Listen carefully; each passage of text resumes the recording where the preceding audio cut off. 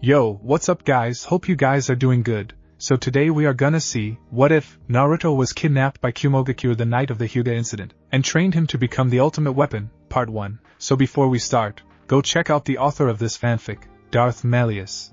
Link is in the description. And also subscribe to our channel, and like this video. So let's get into the video. Life wasn't fair. Monster. The child looked up at the owner of the voice, an old man, maybe in his 60s with a balding head. His rugged features held that same expression he had come to accept, an expression of hate and malice which just served to numb his heart and soul even further. Looking up at this man, the boy wondered, not for the first time, why this was happening to him. Why did people look at him with such hate and fear? For as long as he could remember he had been treated this way. The orphanage, the children, random people on the street all looked at him with those icy stares. Sometimes they seemed to look straight through him. Other times they were full of disgust. And sometimes, just sometimes they looked upon him with outright murder. He should not understand this, but his few years had forced him to grow up faster than someone his age should. To the naked eye he looked like an orphan, barely 4 years old, but inside he was twice that age. The old man approached. No one was coming to his aid.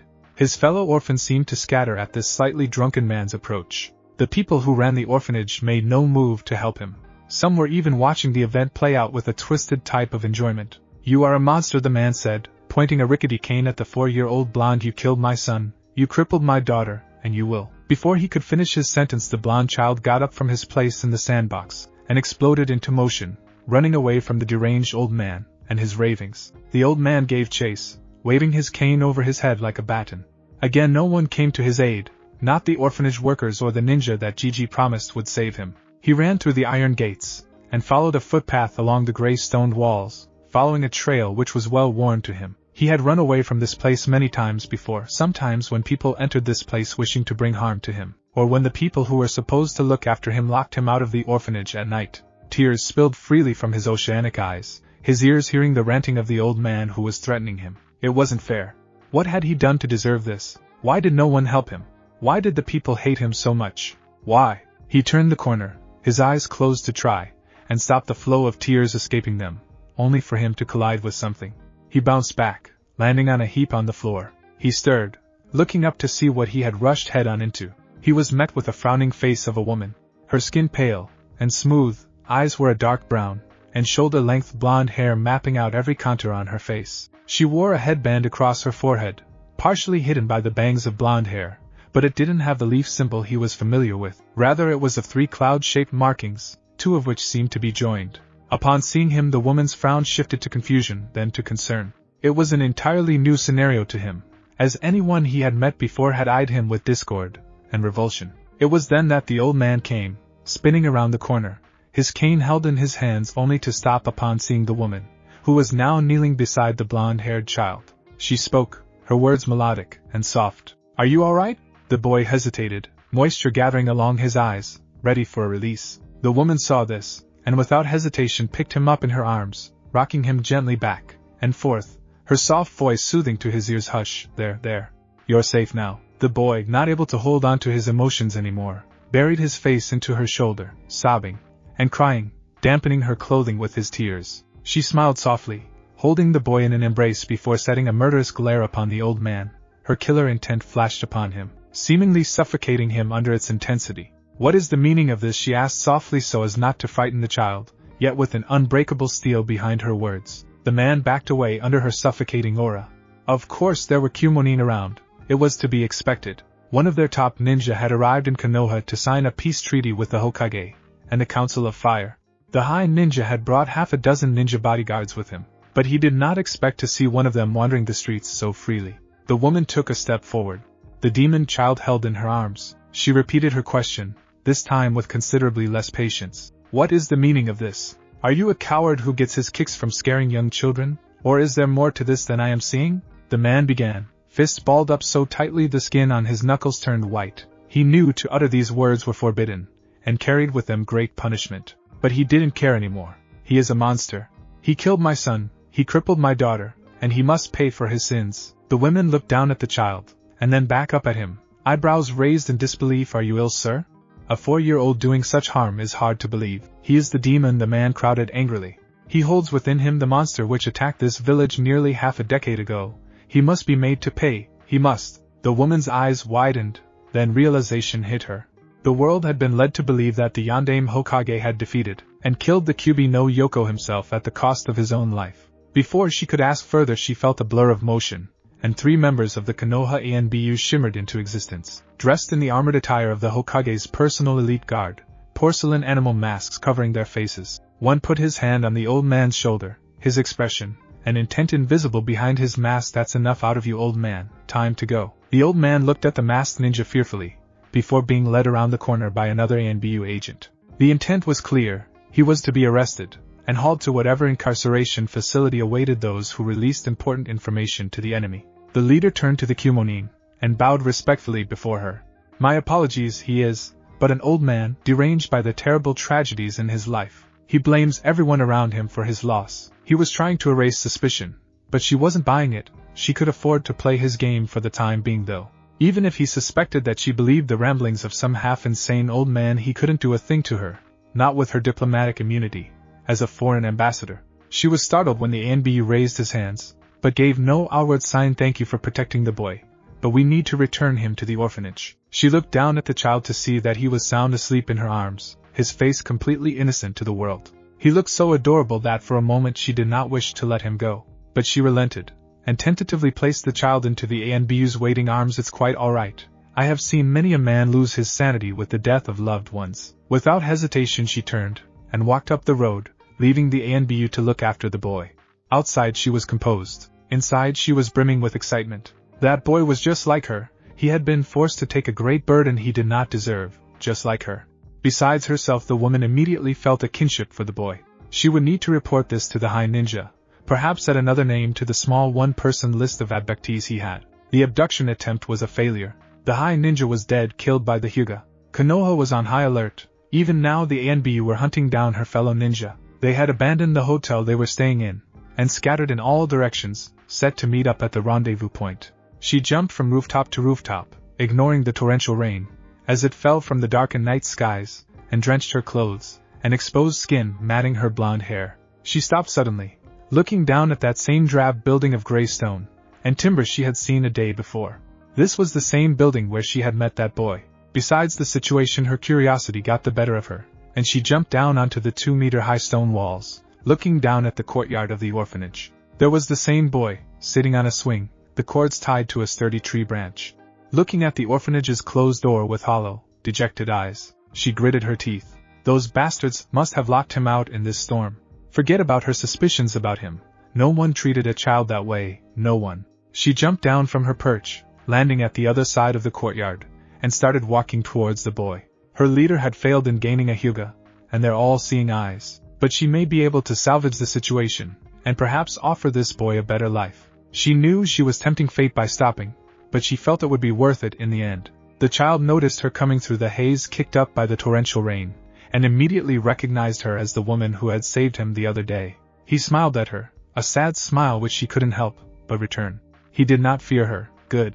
It would make this a lot easier. She reached out with her hand, beckoning him to take it. He hesitated, before reaching out timidly, and his little hand grasped onto hers. She gently pulled him to his feet, and held him in an embrace, lips parting, whispering the words to a low-level genjutsu to put him to sleep.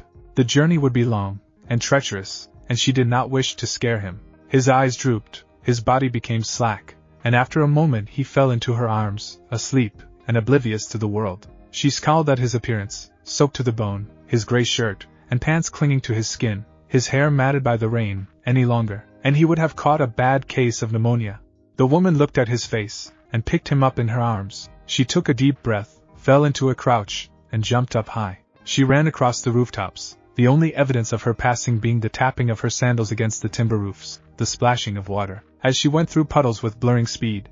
Eventually the roofs ended, and the huge vertical surface of the city walls towered before her. Concentrating her chakra into the soles of her feet, she jumped, making contact with the wall, and running up the superstructure. She scaled it within seconds, ran across the empty walkway, hopped onto the battlements, and jumped down to the forest below. Focusing her chakra into the soles of her feet yet again, she hit the first sturdy branch of a tree she came across, and took off running, jumping from sturdy tree branch to sturdy tree branch with a feline grace. Finally she arrived at the rendezvous point, a clearing nearly 10 kilometers from the village perimeter. She landed on a branch on the boundary, and waited. As she waited she heard a soft moan, and looked down to see the child stirring, his features grimacing, as if in pain.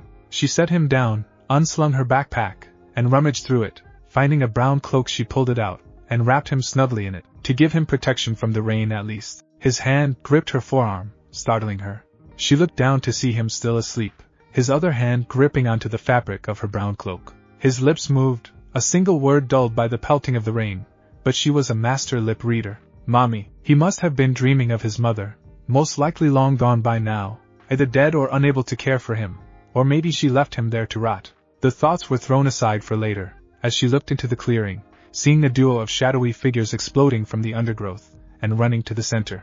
They must have been two of the high ninja's Chunin bodyguards, Haru and Rin if she remembered. Picking up the child she jumped to the ground, landing on her feet like a cat, and rushing towards the two darkened silhouettes, using the rain to mask her movements. They didn't notice her even when she was within 2 meters of their position. Thunder she spoke the call sign, startling the two ninja. Lightning they both piped up in unison. She rose from her place, a silent dark shadow in the night. They feared her, she knew they feared her, but they also respected her battle record, and prowess. The head ninja is dead.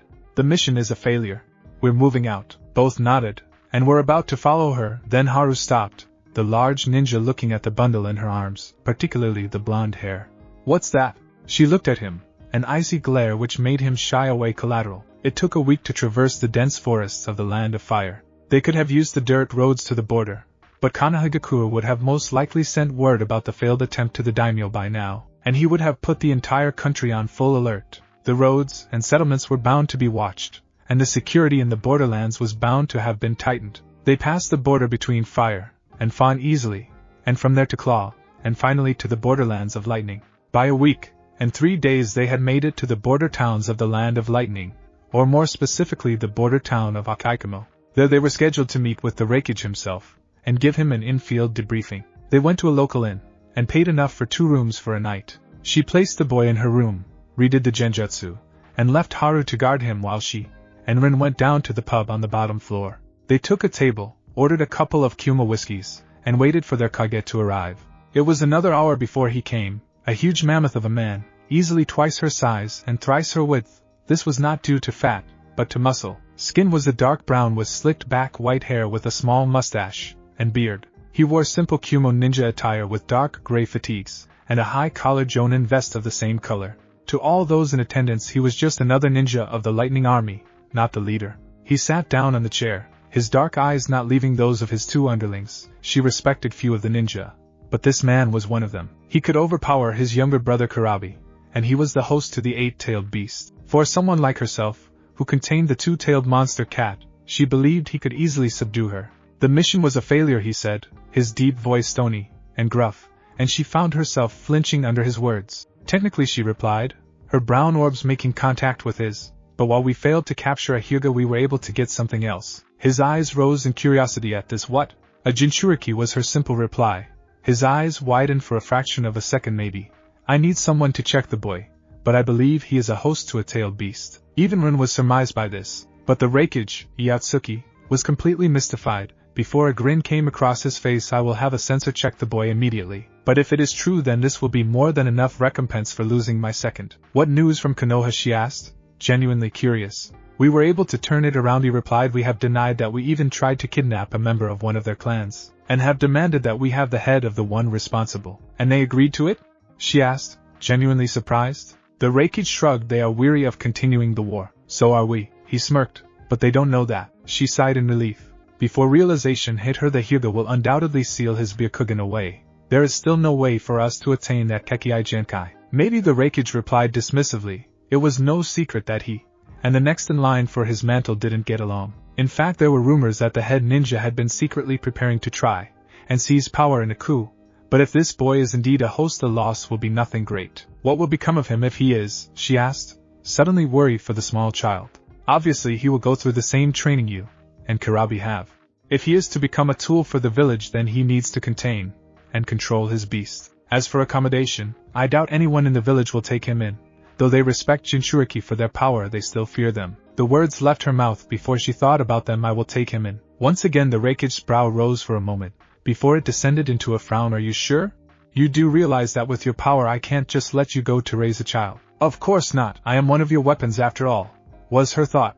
But she kept it down. He was not Kage when she had the demons sealed. He was not to blame. She respected the man, but that was all. She was only 2 when she had her demons sealed inside her, and for a while she hated the village, and the country for it. After a while though she realized that walking down that path would only lead to her becoming an unstable monster like the rumored Sanbai, and Rokubi of Kirigakure, the village hidden in the mists. That, and the Nibi was not as bad a monster as she had originally thought. In fact, the creature was pensive of her being forced upon such a burden, and had basically taken her as its kin. It was the main reason why she was able to control the 2-tailed cat the way she did. I know the hardships of the life of a Jinchuriki, she replied. If the boy is, then he will need someone who knows what he is going through.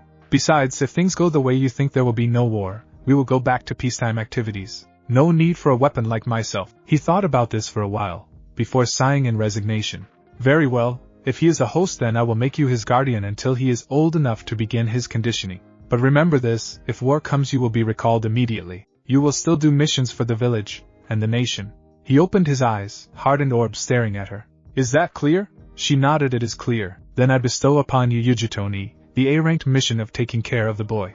He said you will be given the same salary as you did when you were an active ninja. This is to look after the boy's needs. I take it that your apartment is suitable for a second person? Yujito bowed slightly, eyes closed. It is. The he is your responsibility. Hi Raikage-sama. 4 years later, she ran through the underbrush of the forest, pushing aside the branches of bushes and small trees as she went. Exhaustion slowed her. She was covered in a fresh sheen of sweat, clothes dirty and torn, blonde hair matted, probably didn't smell very well either. Running from Kumogakure, through the mountainous terrain of the Land of Lightning, the 2 small nations of Claw and Talon, and into the plains which dominated the border with Konoha without stopping was an impressive feat, one which few ninja below A rank could achieve. However, even someone like her had limits, and she needed to stop and rest, but not until she reached the huge forests, not until they were safely within cover. Finally they came to the forest outline. Massive trees rose up in the distance, unnaturally huge creations easily the same size as a 5-story building. She entered the forest, and kept running till she came across a clearing. She quickly scanned the perimeter. Even if there was a ceasefire with the Land of Fire, they were still in hostile territory. Confident they were safe, she knelt into a crouch, and let her passenger's feet touch solid ground. He staggered for a moment, his joints numb from lack of use. She turned to him, and despite her exhaustion, and their current predicament, she couldn't help but smile at him. We'll rest here for a while. He nodded, and watched with curiosity, as she went to work, unslinging her backpack, and pulling a few small scrolls from satchels. What are you doing, Ka-san? She smiled at him. He had always been curious about everything there was to know about being a ninja, and she had always patiently explained whatever he wanted to know. I'm going to plant some perimeter seals around our camp so we don't get snuck up on. He nodded, and yawned, his own exhaustion apparent. It had taken nearly 2 days to traverse the terrain between Kumogakure and here. He had not slept during the entire trip, and neither did she.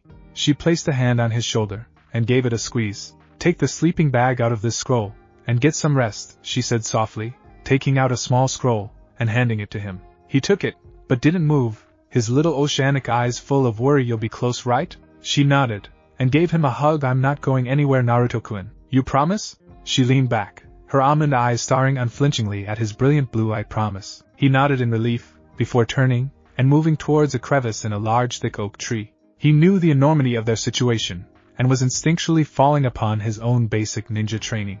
One of his first lessons was how to live out in the field. When you need to rest, sleep in cover, keep away from any hostile eyes. For the last 4 years he had been trained in the ninja arts by some of the finest instructors in Kumo. They had mostly just taught him chakra control and manipulation, while she, and a few others taught him several low-level ninjutsu, and her own taijutsu fighting style. She heard a snap, and her head darted around, looking for any signs of danger. It was only a deer, a few meters in the forest. She allowed herself to relax. Although Naruto was valuable to Kumo, they wouldn't dare break the armistice with the Land of Fire. They weren't ready to start another war, not with herself, and Naruto going rogue.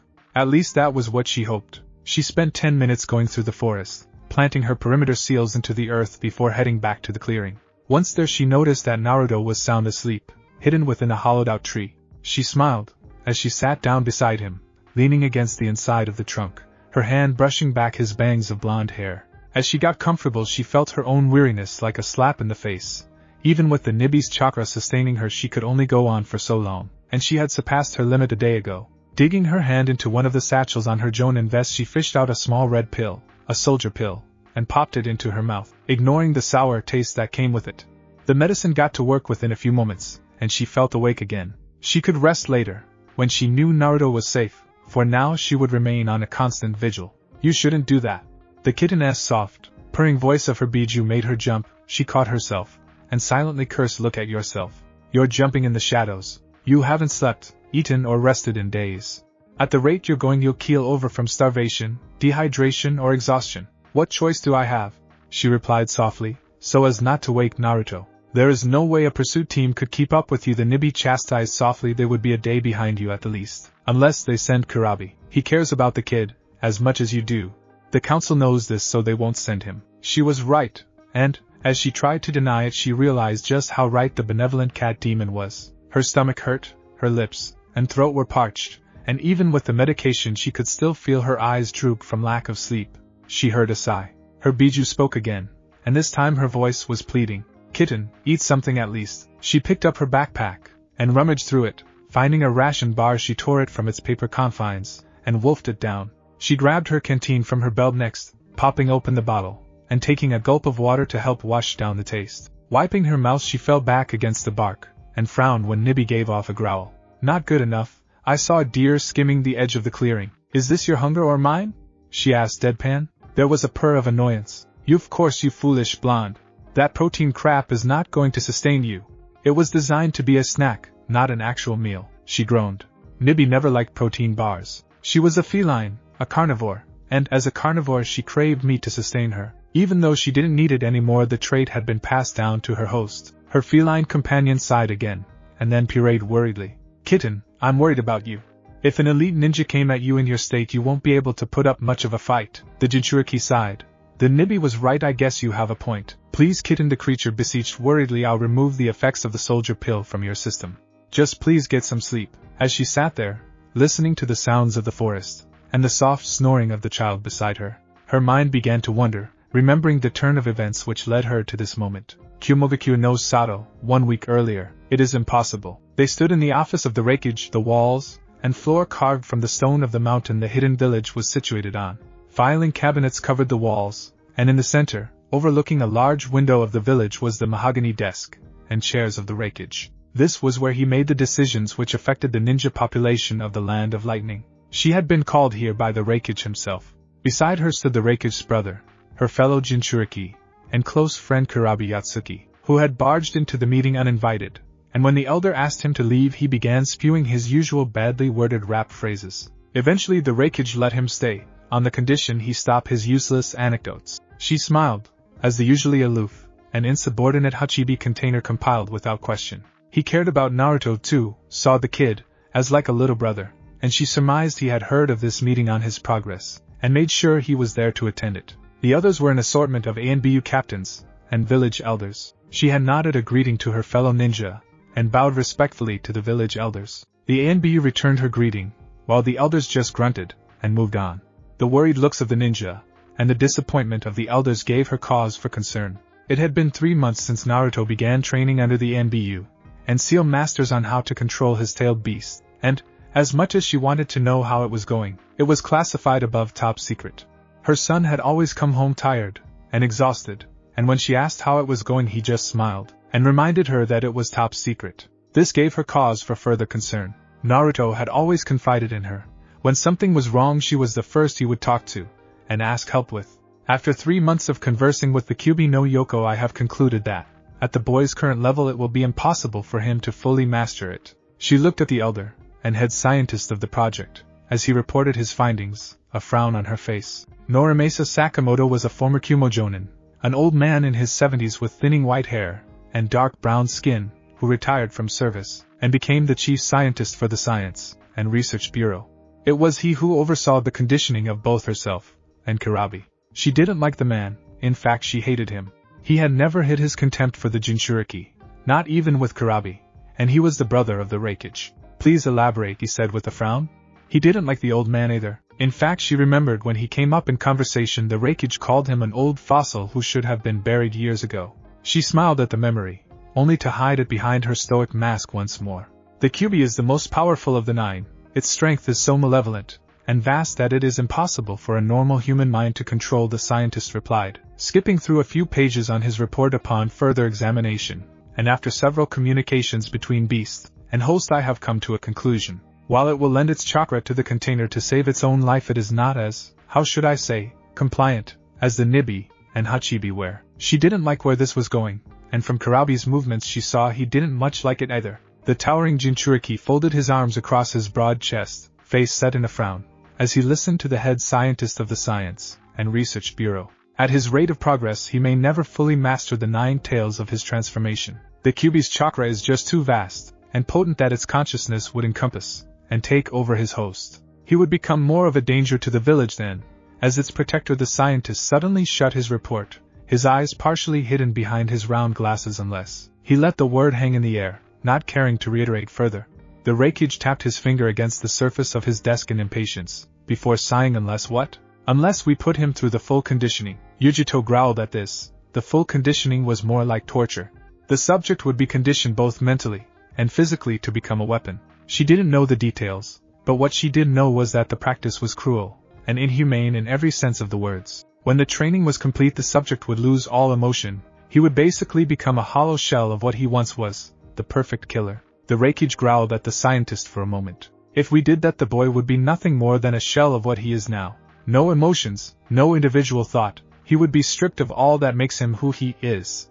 Such barbarism has been outlawed. It is regrettable, the scientist replied, his almond eyes gleaming with a sick joy behind his glasses, but necessary. I will be putting this forward in the council meeting later today.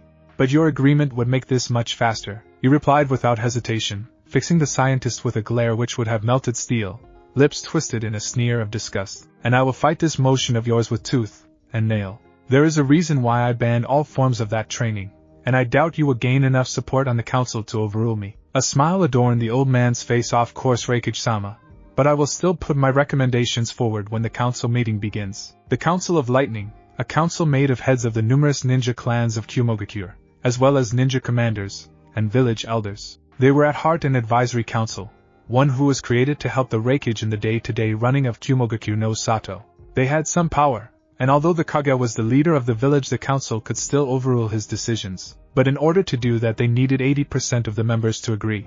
Such a thing had only happened twice in the history of the village. You are welcome to do so, Sakamoto, the Raikage said tightly, and my opinion will remain the same. Now leave me. The old man bowed, spun on his heel, and stalked out of the office. He looked at both Yujito and B as he left, and the Nibi Jinchuriki could have sworn she saw a malicious smile on his face. She felt her body go numb. Sakamoto was a very methodical human being, and she used the term human very loosely. He would never make a play like this against the Raikage if he didn't have the support for it. The line of ninja filed out, but Yujito and Karabi remained, eyes not leaving the Raikage for a moment. Likewise, he did not shy away from their gazes, but met them head on. The door closed, and she couldn't hold her diplomatic facade any longer. Bastard, she growled. Karabi nodded his agreement, before staring at his elder brother with an unusually stoic expression, his black sunglasses lowering to reveal dark almond eyes. So bro, do we have anything to worry about? The Raikage sighed, once again massaging his forehead. The council does not side with him on many issues, but with the kid it's another story. He was supposed to start his training at 5, but thanks to your motherly instincts, he was held back. What are you implying? Don't play dumb with me, Yujito. I know you too well, he rebuked mildly. By his age you had fully mastered using the Nibi. Karabi was on his 4th-tailed transformation. At the moment the kid can barely control his single-tailed cloak. His anger clouds his judgment. The council is losing its patience. They want results, and Norimasa is giving them a way to gain those results. At the risk of turning him into another Rokubi, she almost screamed, barely keeping her patience in check. He glared at her. Do you think I will enjoy this? I will do all that I can. But if the council is against me, there is little I can do. You can overrule the council, she replied, but was stopped by a snort. Even I have my limits. If I go against the council, I risk losing my support with the clans, and without their support I can't overturn the decision. She gritted her teeth, keeping her opinions buried deep within her mind.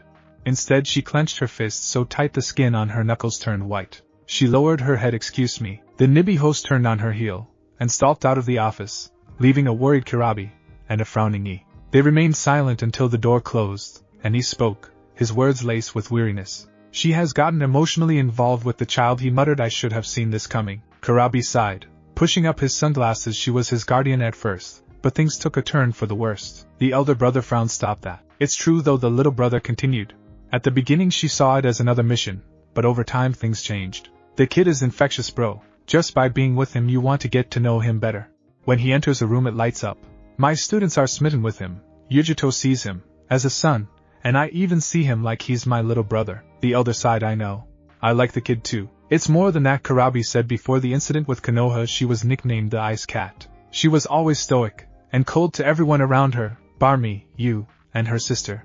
But since she took the kid in when she opened up, I've seen her smile and laugh in public. He has been a good influence on her, he replied. Before she met him her facade as a snow queen scared men off. Now her new appearance as a caring mother has drawn them to her like a moth to a flame. Suddenly he saw his brother with that look, and decided to nip it in the bud. Don't even think about it. What, he replied, his face a mask of innocence. I will not have you singing rap music at her window. Not again, he replied deadpan. Do you realize how many complaints we got? The amount of damage which needed to be repaired because of your little stunt? I was trying to serenade her. Little brother, you serenade a person by playing a musical instrument. Classical tools like a violin are usually preferred, he explained impatiently, feeling a headache coming on. Where the hell was his aspirin?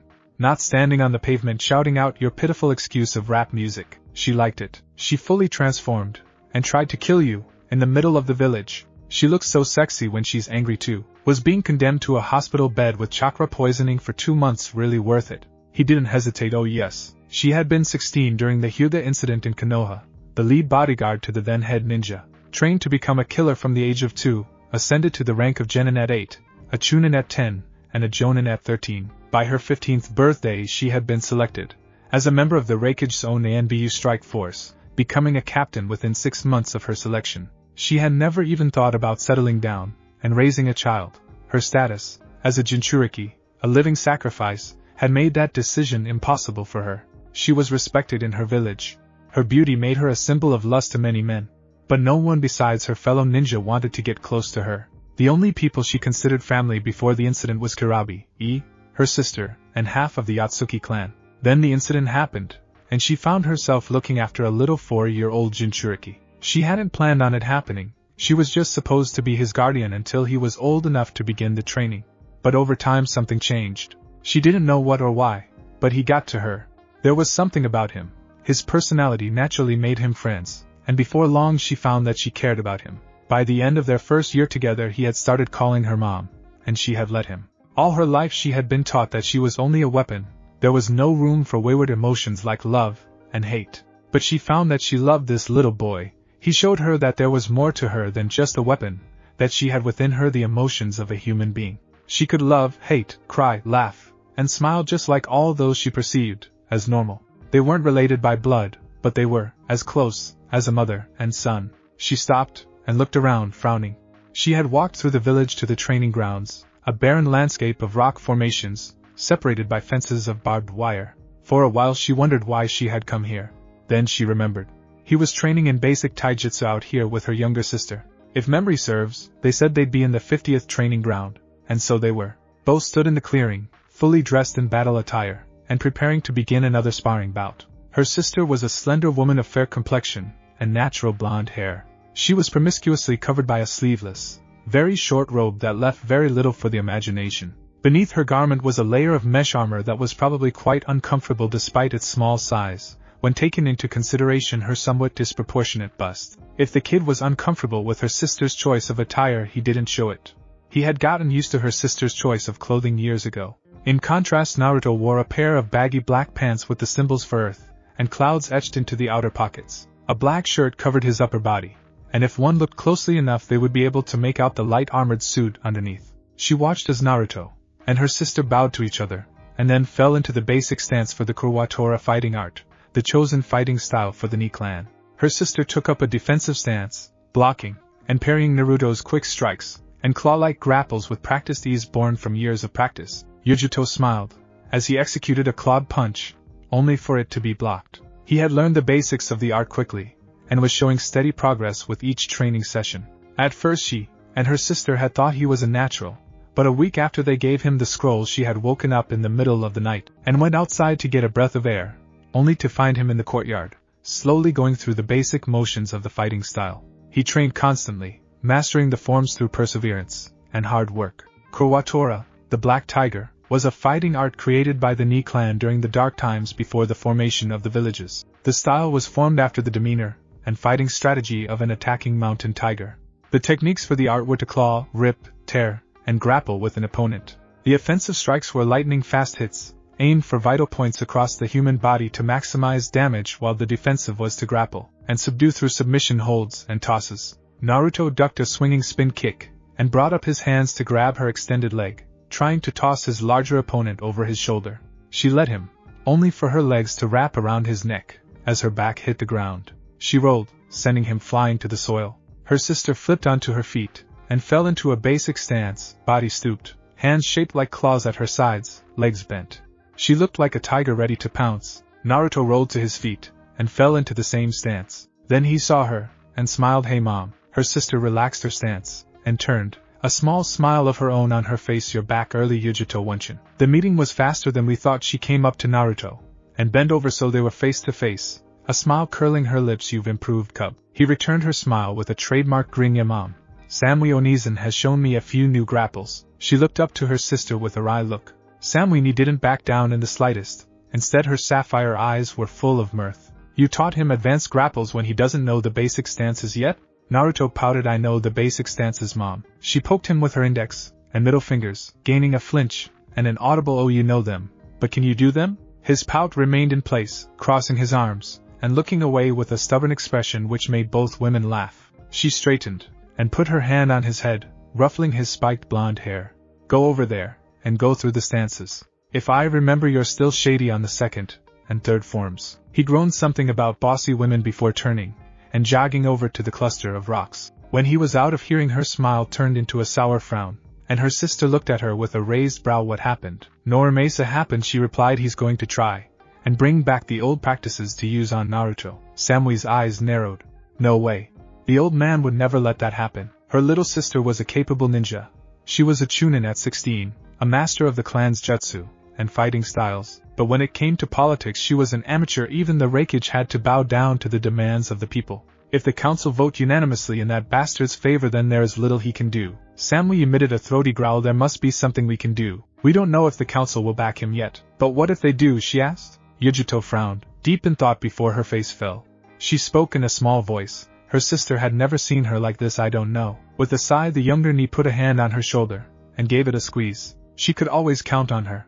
They were the last survivors of their clan. Their father and mother died during the Third Shinobi World War. Even when Samui knew about the Nibi, she had remained by her side, as her little sister, steadfast and unmovable to those who taunted her. "It'll be alright if she tries to console," trust Raikage-sama. "He won't let this go without a fight." "Yeah, you're right about that," she replied with a brave smile. "He'd probably demolish the council chambers if it passes." "There is a reason why these practices have been banned," the Raikage bellowed in outrage. "If we put the boy through this, then we risk turning him into the greatest danger the village has ever known." "Your opinion on the matter is noted." Raikage-sama. Hoshi Tanaka, head of the Tanaka clan, said calmingly. She was a middle-aged woman of fair complexion with long blondish white hair, a long scar running through her right eye. "The training regime may seem a little severe," Sakamoto spoke up, sitting in his place on the council table, "but there are no other options. After extensive research into the Kyuubi, I have found no other alternative to draw out its power. The chakra feeds off the boy's anger, his hatred, and his fear. So far those three methods are the only ways for him to summon the demon's power." "What about the seal?" Kasumi of the Sato clan asked. "Can't you summon the seal masters to alter it, allowing the boy to converse more freely with the Kyuubi?" The scientist ceased her attempt with a wave of his hand. "That was the first thing I looked into, but, as far as the art of sealing goes, the Yondaime Hokage has no equal. Even today, the best seal masters in Kaminari no Kuni have done extensive research on the subject, only to come up blank. There are no references to the seal in any of our records. To tamper with it could bring disastrous consequences." "What about the other methods, the ones which worked with the Nibi and the Hachibi?" Old Sesame Yasutora asked. The man was one of the oldest ninja in the village, and was considered the eldest of the elders. "I have tried," Councilman Yasutora, the old Sakamoto replied patiently, "but it is next to impossible. The Nibi no Bakaniko and the Hachibi no Kyogyu were reasonable monsters. They understood the need to protect their hosts in order to survive. The Kyuubi no Yoko doesn't seem to understand this, nor is it interested in making a deal with its container. He was holding something back. There was something he was not telling the council. The Raikage knew this by his demeanor, though he hid it well. What was more was that no matter how hard he tried, he could not shake the feeling that this entire meeting seemed to be scripted. Most of the council members were asking questions which they already knew the answer to. The scientist had let slip one piece of information. For one who is not the host to converse with the beast, he or she needed to have an intimate understanding of the seal which was used to bind it. Did you really converse with QB Sakamoto, or were you unable to? Norimasa looked at the Raikage with a frown, but before he could rebuke, the lightning shadow beat him to the punch.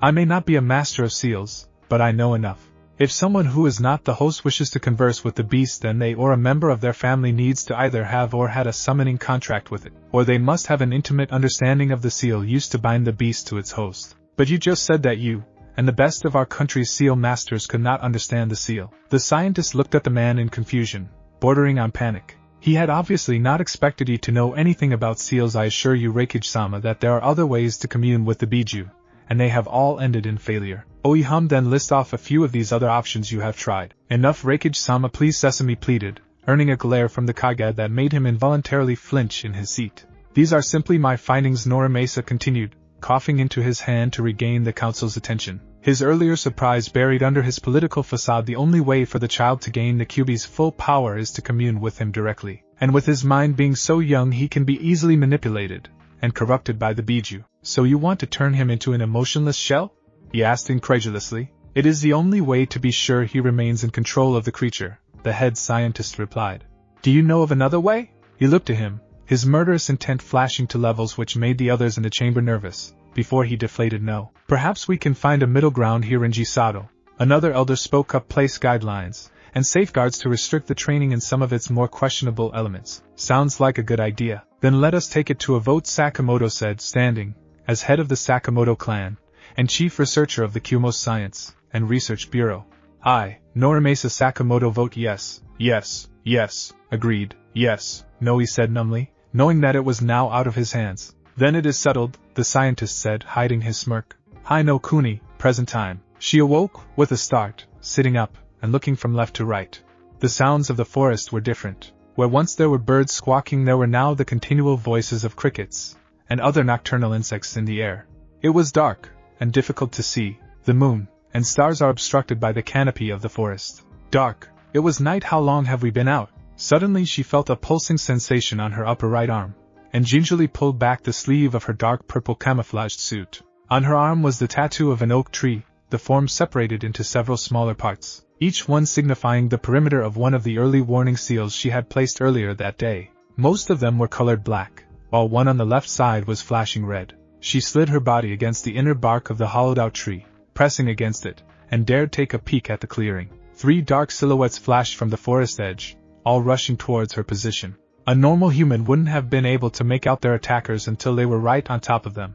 Thankfully she was anything but normal. She activated one of Nibi's gifts, the Scara, and pupils of her eyes pulsed, changing color from their regular almond to a feral cerulean, the round orbs of her pupils thinning out into a vertical slit. Her perception changed, all color drained from her world, being replaced by blacks and whites, as her night vision kicked into full effect. The 3 figures were ninja, all 3 wearing black pants and jacket, a high-collared flak vest worn over their clothes, signifying that they were jonin. They all were armed with kunai holsters strapped to their legs, and katana sheathed to their backs. But what caught her attention were the headbands they wore, 3 cloud markings, 2 of which were joined. She cursed lightly under her breath. The 3 were Kumonin, obviously a hunter team sent out in pursuit of her, and Naruto. They came to the center of the clearing, and stopped, forming the 3 points of a triangle, heads darting back and forth in search of any movement. One had to be a censor. Naruto stirred, and as silently as she could she placed a hand over his mouth, startling him. The child looked up to her, and saw her place a finger to her lips, urging him to remain silent. She leaned into him, her mouth a mere inch from the shell of his ear. Stay here. Don't make a sound no matter what happens, okay? He nodded, his eyes burning with determination, before being replaced by worry. Mom, what are you going to do? Led them away from you. She smiled a reassuring smile, leaned against the bark, and took a deep breath. It was a long shot, but it was worth a try. She needed to get them away from him. Picturing an image of herself with Naruto holding onto her back, she began going through a set of hand signs, exerting the bare minimum of chakra. Henge no, she whispered, at the same time rummaging through her vest, and pulling out a pair of smoke bombs to mask the technique. She threw them into the clearing, where they exploded in massive puffs of white smoke. At the same time she was encompassed by a smaller explosion, as the transformation took effect. Looking over to Naruto, the Nibi Jinchuriki smiled in reassurance, and rushed into the clearing. The Kumonin saw the smoke bombs, and scattered to the treetops just as they exploded. The movement made the sensei lose concentration, and not sense the slight spike of Yujito's chakra, as she transformed. So when she exploded from the smoke, taking off into the forest, they guessed she was making a run for it with the child, and pursued. She jumped from branch to branch at breakneck speeds, feeling the 3 chakra signatures of the hunters right behind her. Her plan was working. Now all she needed was to lose them. A nukenin she may be, but the idea of killing fellow Cloud Ninja distressed her, even if it was for Naruto's sake. They didn't seem to share her opinion.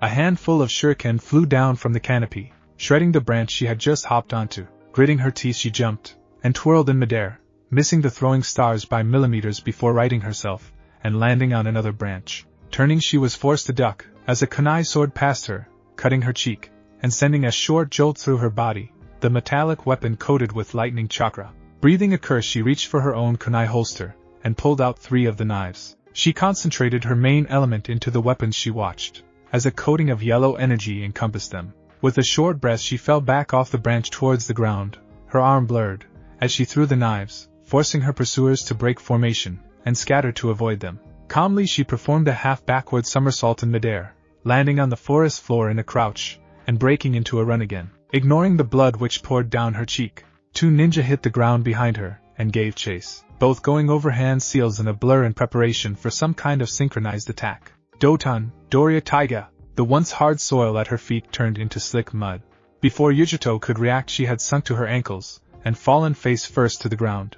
Gritting her teeth she tried to get free, but not before the second ninja finished his set of seals and skidding to a halt slammed his hands into the ground. Sorry Yujito-san. Council's orders. Doton, Doriyuso! Spikes of rock pierced up from the ground at blurring speed, impaling through the woman's abdomen in an explosion of blood.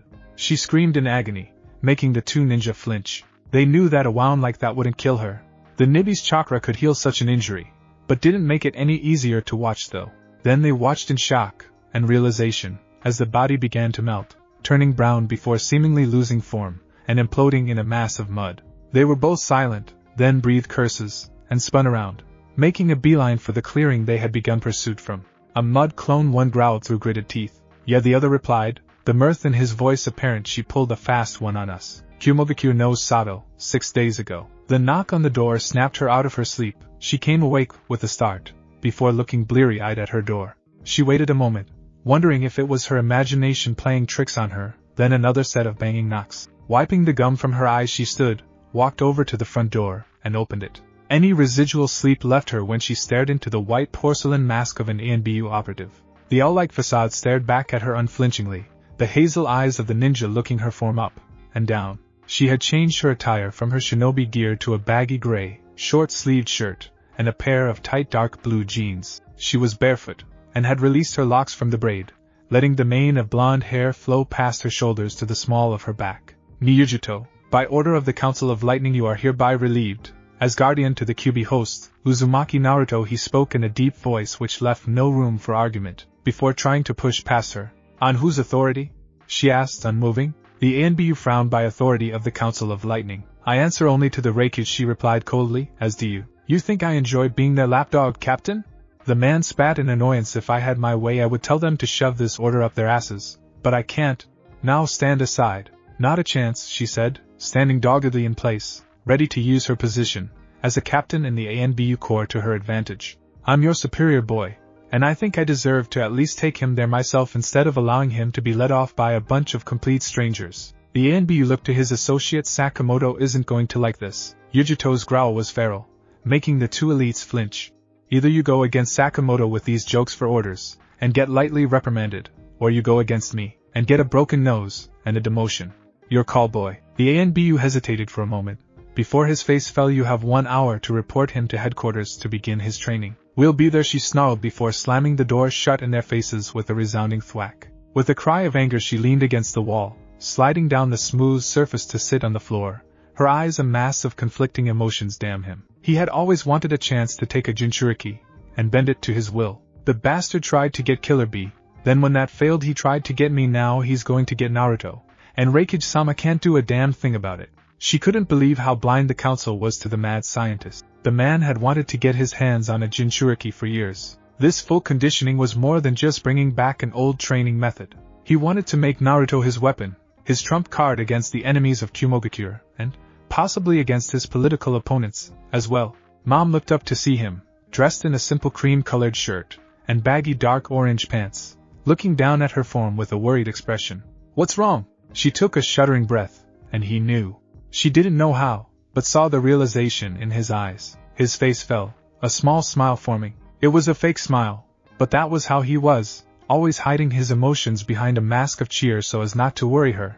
By now she could tell the difference between his genuine and false expressions, as if they were the sun and the moon. "Don't worry about it," he said, pointing his thumb to his chest. "I'll ace this training and become as strong as they need me to be." She felt a pang in her heart, and it hurt. They had packed what he needed and walked down to the entrance to the underground ANBU headquarters together. She fully dressed in her ANBU uniform, black pants and jacket, dark gray flak vest worn over the clothing, hair redone in that same braid, covered by a white cloth, and her own ANBU mask, the visage of a cat with blue whisker markings etched onto the cheeks. Every ANBU and ninja above the rank of Chunin knew her mask, and bowed as she passed them by. She gave them no attention. Almond eyes settled on the spiky blonde hair of her charge, no, her son, as he walked through the streets of the village hidden in the clouds. The people gave them a wide berth. They didn't hate the boy, but they feared him for the creature he had sealed within him. What ignorant fools they all were. Finally they came to the entrance to the ANBU headquarters, a simple single-story office building nestled in the heart of Kumogakure. Outside it looked like nothing special. That was because this was only the administrative branch of the hand-picked elite. They walked through the reception to a large set of iron double doors, a glass control panel embedded on the wall beside it. Without hesitation she pressed her palm against the screen, and watched, as a blue line of light flashes over her hand, taking fingerprints, and running it through the database. After a moment the huge doors opened, revealing a platform of steel, a small control panel standing on a pulpit in its center. They both entered, the doors closing behind them, and the azure cat of Kumogakure walked onto the platform, Naruto close behind. She stood over the control panel, reached out with a hand, and pushed the button with the number 9 etched on it. The elevator shuddered, as it came to life, and began to descend to the shadowy depths of the ANBU headquarters. This was the central hub of the Raikage's elite guard. Here, underneath the city streets of Kumogakure no Sato was what many called home. The place was a huge complex, shaped like a beehive, consisting of 20 levels. It held living quarters, sparring chambers, laboratories, and a bunker reserved for the Kumogakure elite if the village was ever invaded. It held torture chambers, weapon stores, and a prison which was considered beyond maximum security, reserved for the deadliest of the Cloud Village's enemies. And this bleak place was where Naruto would spend the next few years of his life, training with no light, no warmth, no compassion to become the ultimate soulless weapon for the village. She stopped herself from clutching her chest, for the pain in her heart was immense. As the lift continued to descend she came down to a knee so that she was face to face with him, removing her mask, and attaching it to her belt before she stared into his brilliant sapphire eyes. "You have everything right?" He nodded. "Don't let him push you around, Naruto. Don't let him do anything you don't like nor want. You got me?" He nodded again. She was about to speak, then stopped, tried again, and failed again. Finally her face fell, a sad smile tugging at her lips. "Look at me. The child I care for like a son is about to go into the lion's den. And I don't know what to say." She felt her eyes glisten, but stubbornly refused to let them fall. The old persona, as the eyes kept coming into play for a moment, tightly shut her eyes, and willed for the tears to stop. A hand was on her shoulder, startling her. She glanced up, and saw him look at her with a genuine smile. "I know you're not my real mom," he said, "but you've been more of a mother to me than anyone else ever has. I was all alone in Konoha. I was hated, feared, and people even tried to kill me. You took me away from that. You gave me a home, a family, people who cared about me. You gave my life meaning." He seemed conflicted, scared, and uncertain, as he spoke the next few words. "I know this seems selfish, but can I still call you Mom? You know, if we ever meet again?" The tears flowed, and without a moment's hesitation she put her arms around him, and dragged him into an embrace, shutting her eyes tightly, as she cried, "Yes, I would like that, Naruto. I would like that so much." He gripped the fabric of her underjacket, burying his face into the crook of her neck. For a while the two were frozen like that, mother and son holding each other. But like a kick to the teeth, the elevator came to a stop with a colossal jolt. The doors opened to reveal the dark, dimly lit corridor of the 18th floor. Rising to her feet, wiping away her tears, and placing her Nico mask back on her face, she turned to Naruto, and put a comforting hand on his shoulder. He looked up to her, and smiled before the two stepped into the dark abyss. Kumogakure knows Sato, 3 days ago. 3 days. 3 long days. 3 days since Naruto disappeared into the dark depths of the ANBU headquarters. She stood on the precipice of the bedroom which was once his, looking at the made bed, the bookshelf full of scrolls, the desk, even his small rack of training equipment, under the small window. She could have sworn she was going crazy, for she saw a transparent specter of him sitting on the desk, lying on the bed reading a scroll, looking out the window, flashing that silly grin when he had mastered a jutsu or finished a difficult set of equations. There has to be something you can do. She had tried to speak to the Raikage, get him to call for a revote, but it was all in vain. 6 months, she would have to wait 6 months before he could try to overturn the decision. Those 6 months could be 6 months too late. She hadn't heard from him since he vanished. The kid was strong-willed, able to survive the worst someone could throw at him. But what awaited him in that place was worse than the worst. The documents of the full conditioning had been made available to her, and what she read had physically made her shudder. Electrocution, submerged in ice water, burned with pokers, put through hours of beatings, and verbal abuse, training in advanced killing techniques from the get-go, experimentation with the seal. They would force him to submit, continue beating him down again, and again until he broke. She came to a decision, and strode from the room without a moment's thought, entering her own bedroom, and walking across the timber floor to a chest beside her open window. She opened it without a thought, looking down at her black jacket, and baggy pants, the yellow symbols of cloud, and lightning etched onto the upper arms, and thighs iron, elbow-length gauntlets with storing seals. Her dark gray Jonin vest folded over the clothes, the symbol for the cloud with an etched symbol for the two-tailed cat in the background of the village symbol engraved into her right satchel. Her ANBU mask over the whole thing, looking at her with those hollow, empty slits for eyes. Nestled on the other side of the chest were her weapons. This included 2-legged weapon holsters, each holding an assortment of kunai, shuriken, 20 meters of steel wire, and paper bombs. Beside that was a mid-length katana sheathed in a dark blue sheath, a circular guard, blue wrappings covering the hilt. She took off her normal clothes, putting on her black pants and jacket, followed by her flak vest and sandals. She sat on the bed, tying her elbow-length gauntlets to her arms, her holsters to her upper legs, and her sword to her back. Finally she put her cat mask over her face, and looked over the landscape of her home, the only place she really knew during her 20 years. Bye, she whispered before turning, and leaving her bedroom. She walked through the living room, and opened her door to the first floor of her 2-story apartment block, only to be met with her sister, leaning against the railing, arms folded, staring at her. Ignoring her, she walked past her towards the stairs. "You're going, aren't you?" She stopped, but did not turn around.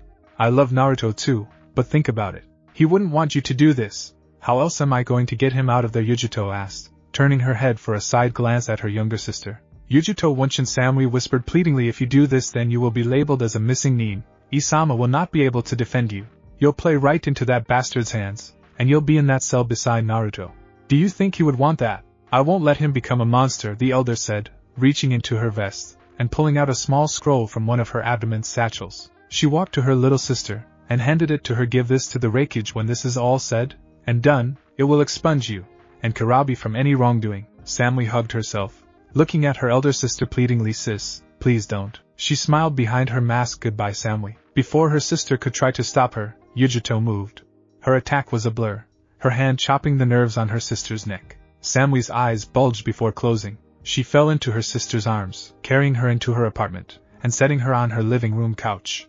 She turned to leave, but stopped at the door. Looking back at her little sister one last time, she closed her apartment door, and vanished in a flash. "Sorry." She ran across the rooftops, Naruto slung to her back. The boy was unconscious, and sickly pale, obviously having been put through extensive sessions of his training. She gritted her teeth at the word.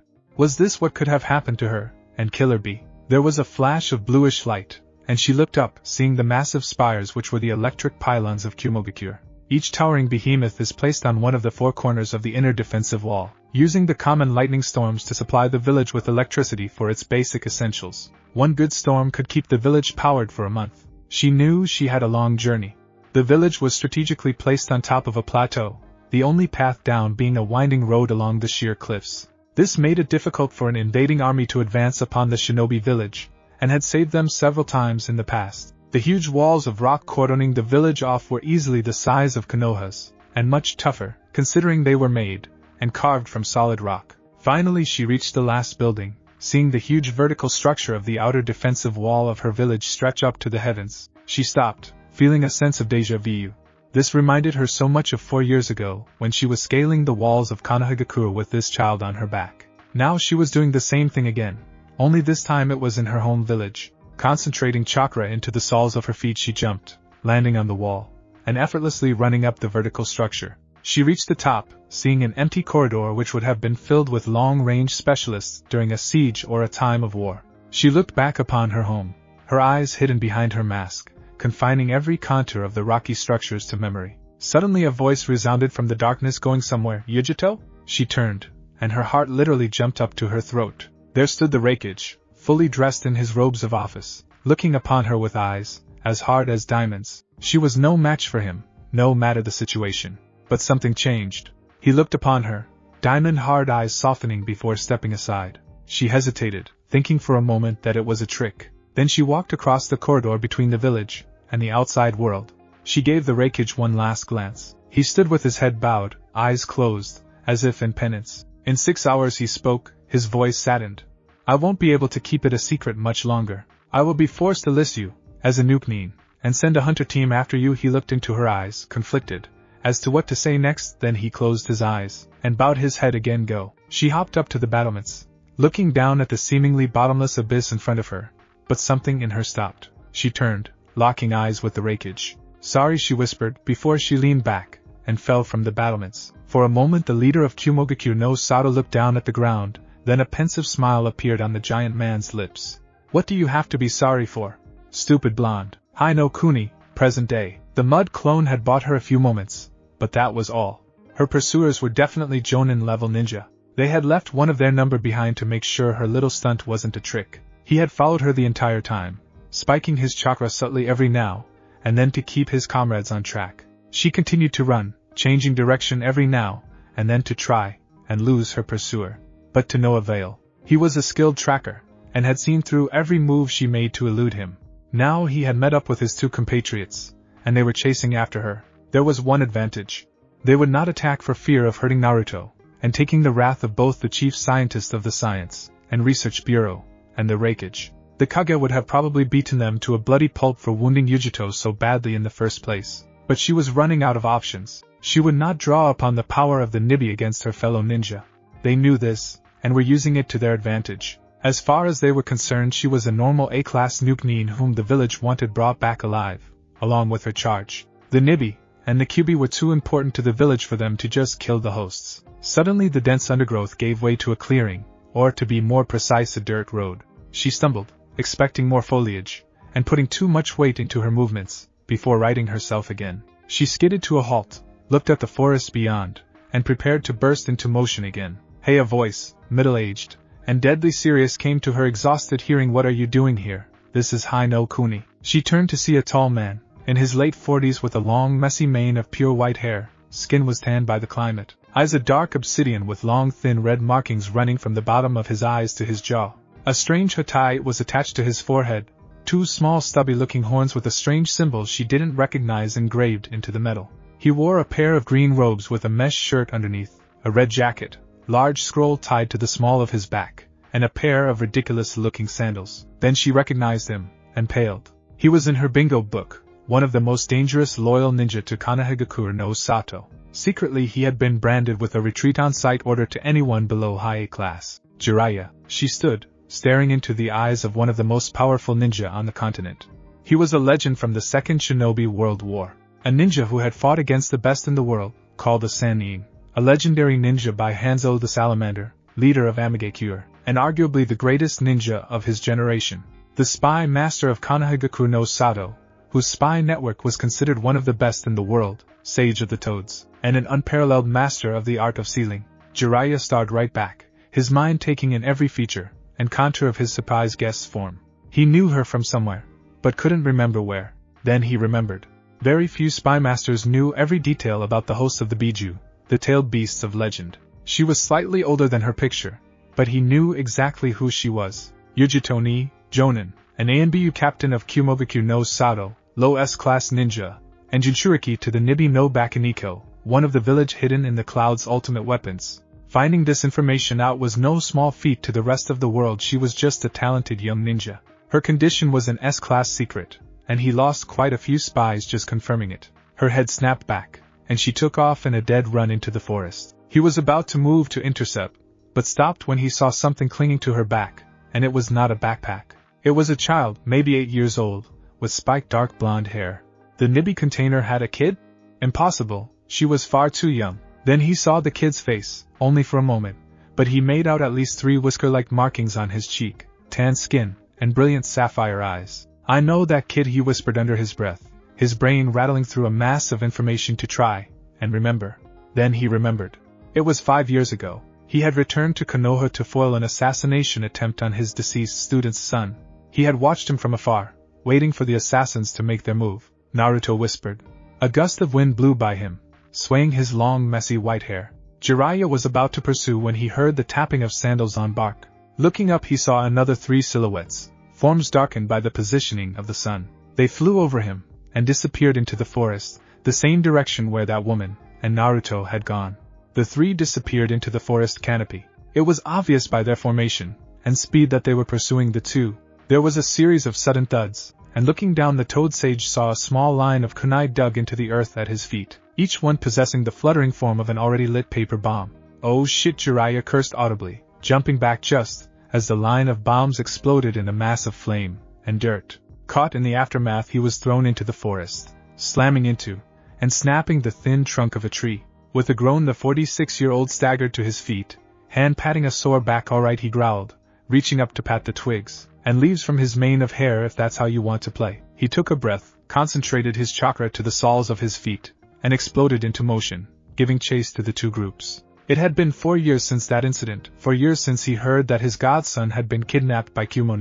For the first 4 years of that boy's life he had been working in the shadows, fully utilizing his spy network to hunt down and nullify any and all threats against him, whether they be external or internal. Sadly, he missed one, and a week after the incident he had received word from his old sensei, telling him that Naruto had been captured by Kumo, most likely collateral after their failed attempt to kidnap the heir of the Hyuga clan. He and his sensei had tried to mount a rescue attempt, but they were impeded by the elders of the Council of Fire. Tensions between the 2 villages escalated, and all attempts at a rescue mission ceased. Even his sensei Hiruzen Sarutobi, the Sandaime Hokage, had been forced to give up any hope of getting Naruto back. The entire affair had hurt the old man, and he had blamed himself for the boy's loss. But now he had a chance to make it alright. He didn't know the full situation, but one thing was clear as day to him.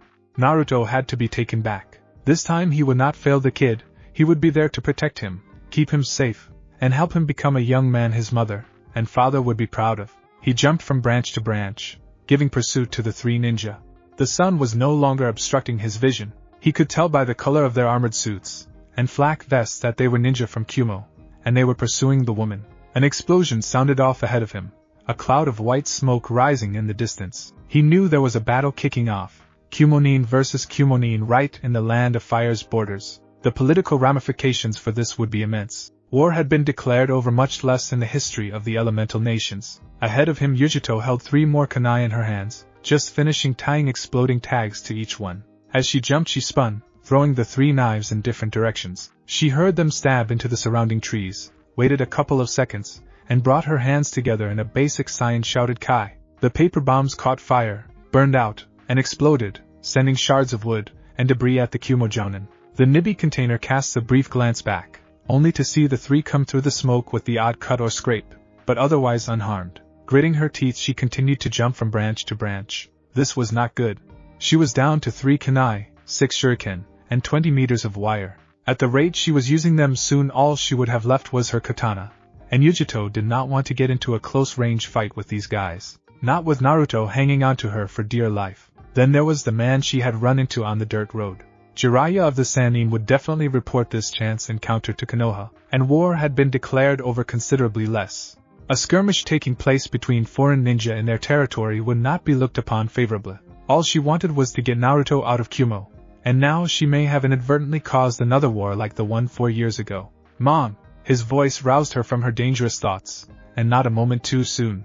She landed on a branch, crouched, and using the momentum of her bent knees jumped, and spun, watching, as a wave of shurikens swished by. One grazed her cheek, sending blood dripping to the bark. Mom, Naruto called worriedly, his hands gripping onto her jacket. You're bleeding. It's nothing, she replied reassuringly, ignoring the warm liquid which flowed down her cheek. The shuriken bit deeper than she thought. I'm fine. A kunai shot into her hand from her wrist holster, and she held it up defensively, cat-like eyes scanning the surrounding area, as 3 dark silhouettes appeared all around her, surrounding them, and blocking off all escape routes. With her free hand she reached to the katana, sheathed to a scabbard at the small of her back, and drew it with blurring speed.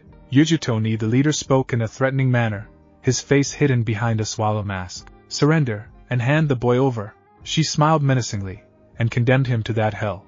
Not a chance. Be reasonable, another piped up. This one wearing an eagle's mask. If you surrender, maybe Raikage-sama will spare you. She snorted at that. The Raikage wouldn't be able to do a thing. She was beyond his protection now. Law decreed that anyone who committed such crimes against the council was to be labeled a nukenin with a hunt down, and kill order attached. If she was taken alive, then she would be hauled back to ANBU headquarters, and have the nibby forcefully removed from her body. The stress from such forceful extractions was always enough to kill the host, and another baby girl would be taken from her family, and turned into a weapon. That was what happened to her predecessor. You know that I'm beyond his help, she said grimly. Penalty for my crime is death. Can't have any rebellious weapons after all. The one behind her threw a salvo of shuriken, forcing her to skip back, and perform a backward somersault, falling from the branch, and landing on the forest floor. She steadied herself into a crouch, and looked up just in time to see the sparrow finish a set of hand signs. He hit the ground in a crouch, hands resting on the earth. Doton, Doria Taiga! She jumped high, looking down long enough to see the ground where she once stood turned to slippery muck. The same jutsu again meant they were trying to take her alive. Her status as host to one of their tailed beasts made her too much of a commodity to just kill. They wanted a cat, and a fox. Mom, behind you, Naruto shouted quickly, and she turned to see a small sickle flying towards her, a chain attached to its butt, whose other side was wrapped around the eagle's right hand. She pivoted her body in midair, watching the miniature war scythe pass by, the tip cutting through her clothes and nicking her abdomen. Eagle gave the chain a yank, and the sickle flew back at her. In response she spun, watching with bated breath, as the weapon passed by back to its owner. A shadow fell above her, and turning she came face to face with the white porcelain mask of her third opponent. This one was that of a crow. She acted on instinct. Her body going on autopilot, she stabbed her kunai through his abdomen. Crow grunted in pain before his form was encompassed with yellow light, crackling, and sparking with barely contained power. Yujito cursed under her breath, as the lightning clone exploded, tearing through her chest and abdomen, throwing her and Naruto to the forest floor below. On instinct she spun to protect the child hanging onto her back, and faced the ground, as it hurriedly rose up to meet them. She raised her hands to protect herself, and pain exploded through her, as she slammed onto the ground. Ribs cracked, couldn't move her right hand, most likely broken. The lightning had burned through her clothes, her jonin vest protecting her from the worst, but her abdomen, upper thighs, and shoulders were badly burned. The pain was unbearable, even if the nibby could heal it. All that was needed was 5 minutes, but the two-tailed monster cat was not the nine-tailed demon fox, and while she could heal burns, cuts, scraps, and many a fatal injury, she could not mend bones, not without considerable effort. Her head spun, eyes grew heavy. She couldn't hear Naruto calling out her name, but she could see his youthful face, as he pushed her onto her back. He was crying, oceanic orbs laced with worry and panic. Her vision blurred, as she watched the ninja jump down from the treetops, and slowly approach her. Don't you think that was a little much? Eagle asked. Meh, she's a Jinchuriki. She can take it, Crow replied uncaringly. Besides, she's a nukenin now. But she was holding back against us, Swallow piped up. If she really wanted to hurt us, she would have used something more than explosive tagged kunai. It's her loss, Crow said flippantly. We can't afford to be merciful. The village needs the nibby, and the Kyubi to stay at the top of the food chain, and she's just lost her dependability. They stood over both her and Naruto now, expressionless masks bearing down on her. She tried to move, tried to get the kid behind her, but a boot slammed forcefully against her chest. Yujito hacked up blood, and gasped in pain, as she felt a few more ribs crack under the pressure. Don't move. Any wrong moves, and we will kill you. His eyes radiated disgust and hate upon her, as he kicked her in the abdomen. Stupid bitch, couldn't let it go, could you? Mom, shut up, the crow growled, backhanding Naruto, and sending him landing on the ground hard. What does a monster like you need with a mother anyway? I suppose monsters are drawn to monsters, huh? Come on man, knock it off, Iga warned, but his caution fell on deaf ears. Might as well stop her from attempting to escape the ANBU with the crow mask growled, drawing his katana, and stepping to her. Should I cut off one leg or two? Any threatening move he made towards her was halted by a sudden explosion of white smoke. Surprised by the suddenness of the attack, the three acted on instinct, and jumped away, their forms exploding through the smoke, as they went, and landing on a few nearby branches. There was a clack of sandals on the hard ground, a repeated clacking of sandals on the ground. The smoke cleared, and a voice, loud and boisterous, resounded through the forests. I am the hermit of Mount Mayaboku, the wise and immortal spirit. That's right, it is me, the Toad Mountain Sage. The smoke cleared completely, and the three Jonin's eyes widened at who they saw, standing on one foot, one hand sweeping forward while the other swept back, head partially hidden by a massive mane of messy white hair. Jiraiya? He slipped on a patch of slick mud, landing on his back with a painful thud. Oh, not what I had in mind. Naruto could only stare at the fallen form, flopping like a guppy, as he tried to right himself. He seemed to give up, then reeling his legs back flipped to his feet, a great resounding clacking going through the forest, as his sandals hit solid earth. The three ninja did not seem impressed. The kid was looking at him like he was an idiot. Out of the way, an old man crow snarled, "This doesn't concern you." The Toad Sage looked up at the ninja, and he did not look impressed by Kumonin, fighting amongst themselves in the territory of the Land of Fire. "Oh, I think this concerns me a great deal." He looked at Naruto for a moment, a small smile on his face. "Besides, if the kid is who I think he is, then it's only natural that I step in." He made a set of hand signs with blurring speed, finishing with the tiger seal, and a smirk. "Welcome to the Land of Fire, Katon Enden." He puffed out his chest, as he inhaled the surrounding air, which deflated, as he exhaled, spitting out a continuous stream of scarlet flame towards the cloud ning. They scattered, the fire hitting the branch, and burning right through. Both swallow, and the eagle landed on the ground, skidding to a halt. A shadow fell on them, and they turned to see the Toad Sage bearing down on them, each hand crackling with blue power, as two balls of swirling azure formed. His expression deadly serious, he slammed the balls of power into their chests with the colossal roar of the technique's name, Sun Rasengan. Both men were struck, their bodies seemingly folding in on themselves before they were thrown back with incredible force, thrown through the air, and smashing into the earth, leaving trails of disheveled dirt in their wake. Crow was above him. As the Sannin landed, his own hands going through a set of hand signs, he finished with the tiger. "You're not the only one who can use fire release, old man. Katon, Gokaki no Jutsu." He inhaled air, and using a ring made of his middle and index fingers blew out a large ball of crimson fire. The fireball fell upon Jiraiya, exploding the moment it hit the ground. Crow landed on the ground, falling into a crouch, and looking at the destruction he had wrought. The ball dissipated, showing a crater of charred earth. The Sannin was nowhere to be found. "Nice try, son," a voice stated from behind him, "but it's obvious you can't tell the difference between a Kage Bunshin and the real deal." Crow turned to be met with a fist, slamming into his face with bone-crunching force. He heard rather than felt his nose shatter under the strike before he was lifted into the air, and thrown against an unyielding tree stump. Slumping to the ground, nursing his nose, the man looked up to see the Toad Sage approach. "I'm not going to kill you or your little friends, kid. Instead, I'll send you back to Kumogakure with a little warning. Don't ever enter our land again unless you want to spark another war. And believe me, we have a lot of incentive thanks to that little stunt you pulled 4 years ago." He stood before him, an unmovable object. "Oh, the kid and his friend there are now under my protection. You can come after us if you like, but I might not be so merciful next time." He reeled back his fist, the palm coated with chakra, and without warning slammed it into Crow's face, breaking his jaw and knocking him unconscious. Taking a deep breath, the Seal Master turned and walked back to the kid and his unconscious mother, watching as the young blonde watched him wearily, sitting on his knees between the blonde-haired woman and him. Jiraiya shook his head in bemusement, amazed at how like the kid was to his father's looks. Take away the whisker markings on his cheeks, and he would have become a carbon copy. He reached out with his hand, and the kid flinched like he was about to be struck. That saddened him, but it didn't stop him from ruffling the boy's hair. The child opened his eyes and looked up at him, curious in his gaze. "You alright, kid? Not hurt anywhere?" "I'm fine," he stuttered, a little unnerved by the massive man before him. "Biba mom, I think she's hurt really bad." "Let's take a look then," Jiraiya replied, coming down to a knee to check on the wounds of one Yujito knee. He guessed she was between 18 and 22 years of age, and the rumors about her beauty were hardly exaggerated. Full lips, cream-colored skin, long blonde hair tied in a braid of white cloth, nice bust, curves in all the right places. She would give any girl in Konoha a run for their money in the looks department.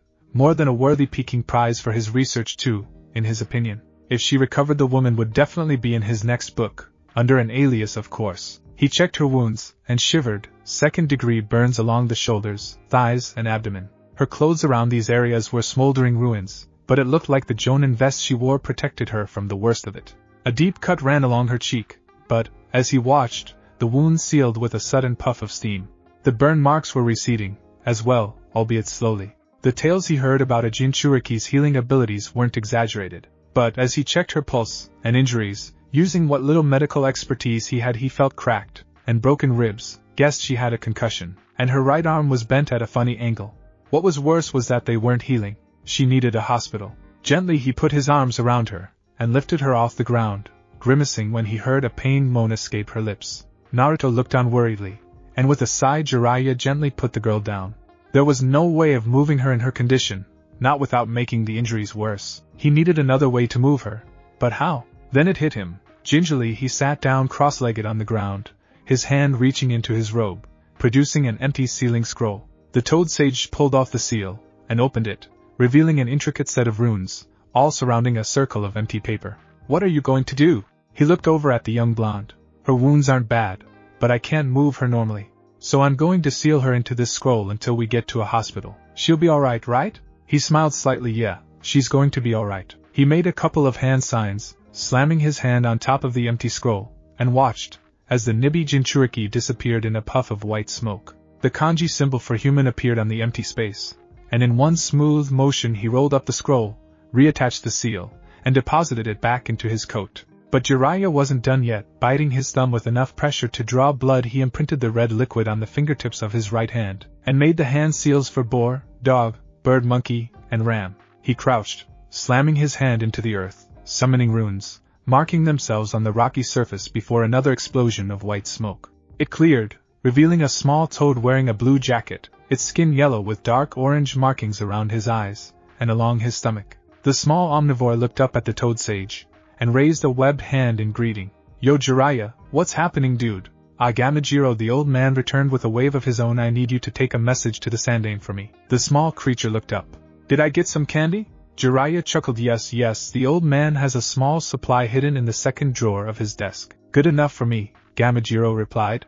So what's the message? Tell the old man that I found him, the mountain toad sage explained, and at the small toad's questioning look he reiterated, he'll understand what I mean. The toad thought about it for a moment, then shrugged dismissively. Sure, whatever. Wow, that is so cool. Both Sage and Summon turned to see the 8-year-old blonde on all fours staring at the small toad in wonder. It's a frog, and it talks. Frog. Gamajiro repeated the word for a moment, looking incredulously at the blonde. I'm not a frog, I'm a toad. Naruto looked thoughtful for a moment. Is there a difference? Hokage's office, Konohagakure no Sato, Sarutobi Hiruzen, Sandaime Hokage of Konohagakure no Sato, patriarch to the prestigious Sarutobi clan, peered through clasped hands at the door leading out of his office, mind reeling over the information relayed to him. His home was on the verge of the greatest internal conflict since the founding of the village nearly 80 years ago. Evidence had recently been placed before him that the Uchiha clan was planning on performing a coup d'état of the village council. This was worrying news, as the clan was one of the 2 founders of the village. They were the recipients of the infamous and legendary Dojutsu Kekkei Genkai known as the Sharingan, and held a lot of sway with certain elements of the ninja and civilian populations. To make matters worse, any chance of trying to mediate the situation was being cannibalized by his former rival and fellow village elder Danzo, who was even now assembling his own division of ANBU, the Root, in preparation to meet the Uchiha head-on. The results would be a bloody and costly struggle which would weaken the village hidden in the leaves, leaving them open to invasion from one of the other shinobi nations. With a sigh, the legendary professor leaned back in his chair, absently reaching into his top desk drawer for his pipe and matches. He lit the pipe, puffed out a mouthful of tobacco smoke, and looked up to the portraits of his predecessors and supposed successor, Senju Hashirama, the Shodai Hokage, and founder of Konoha, his own sensei, and younger brother to the Shodai Senju Tobirama, the Nidaime, and finally his successor, the Yondaime Hokage Namikaze Minato. He looked at the portrait of the Yondaime with a solemn expression, feeling a familiar sense of guilt well up within him.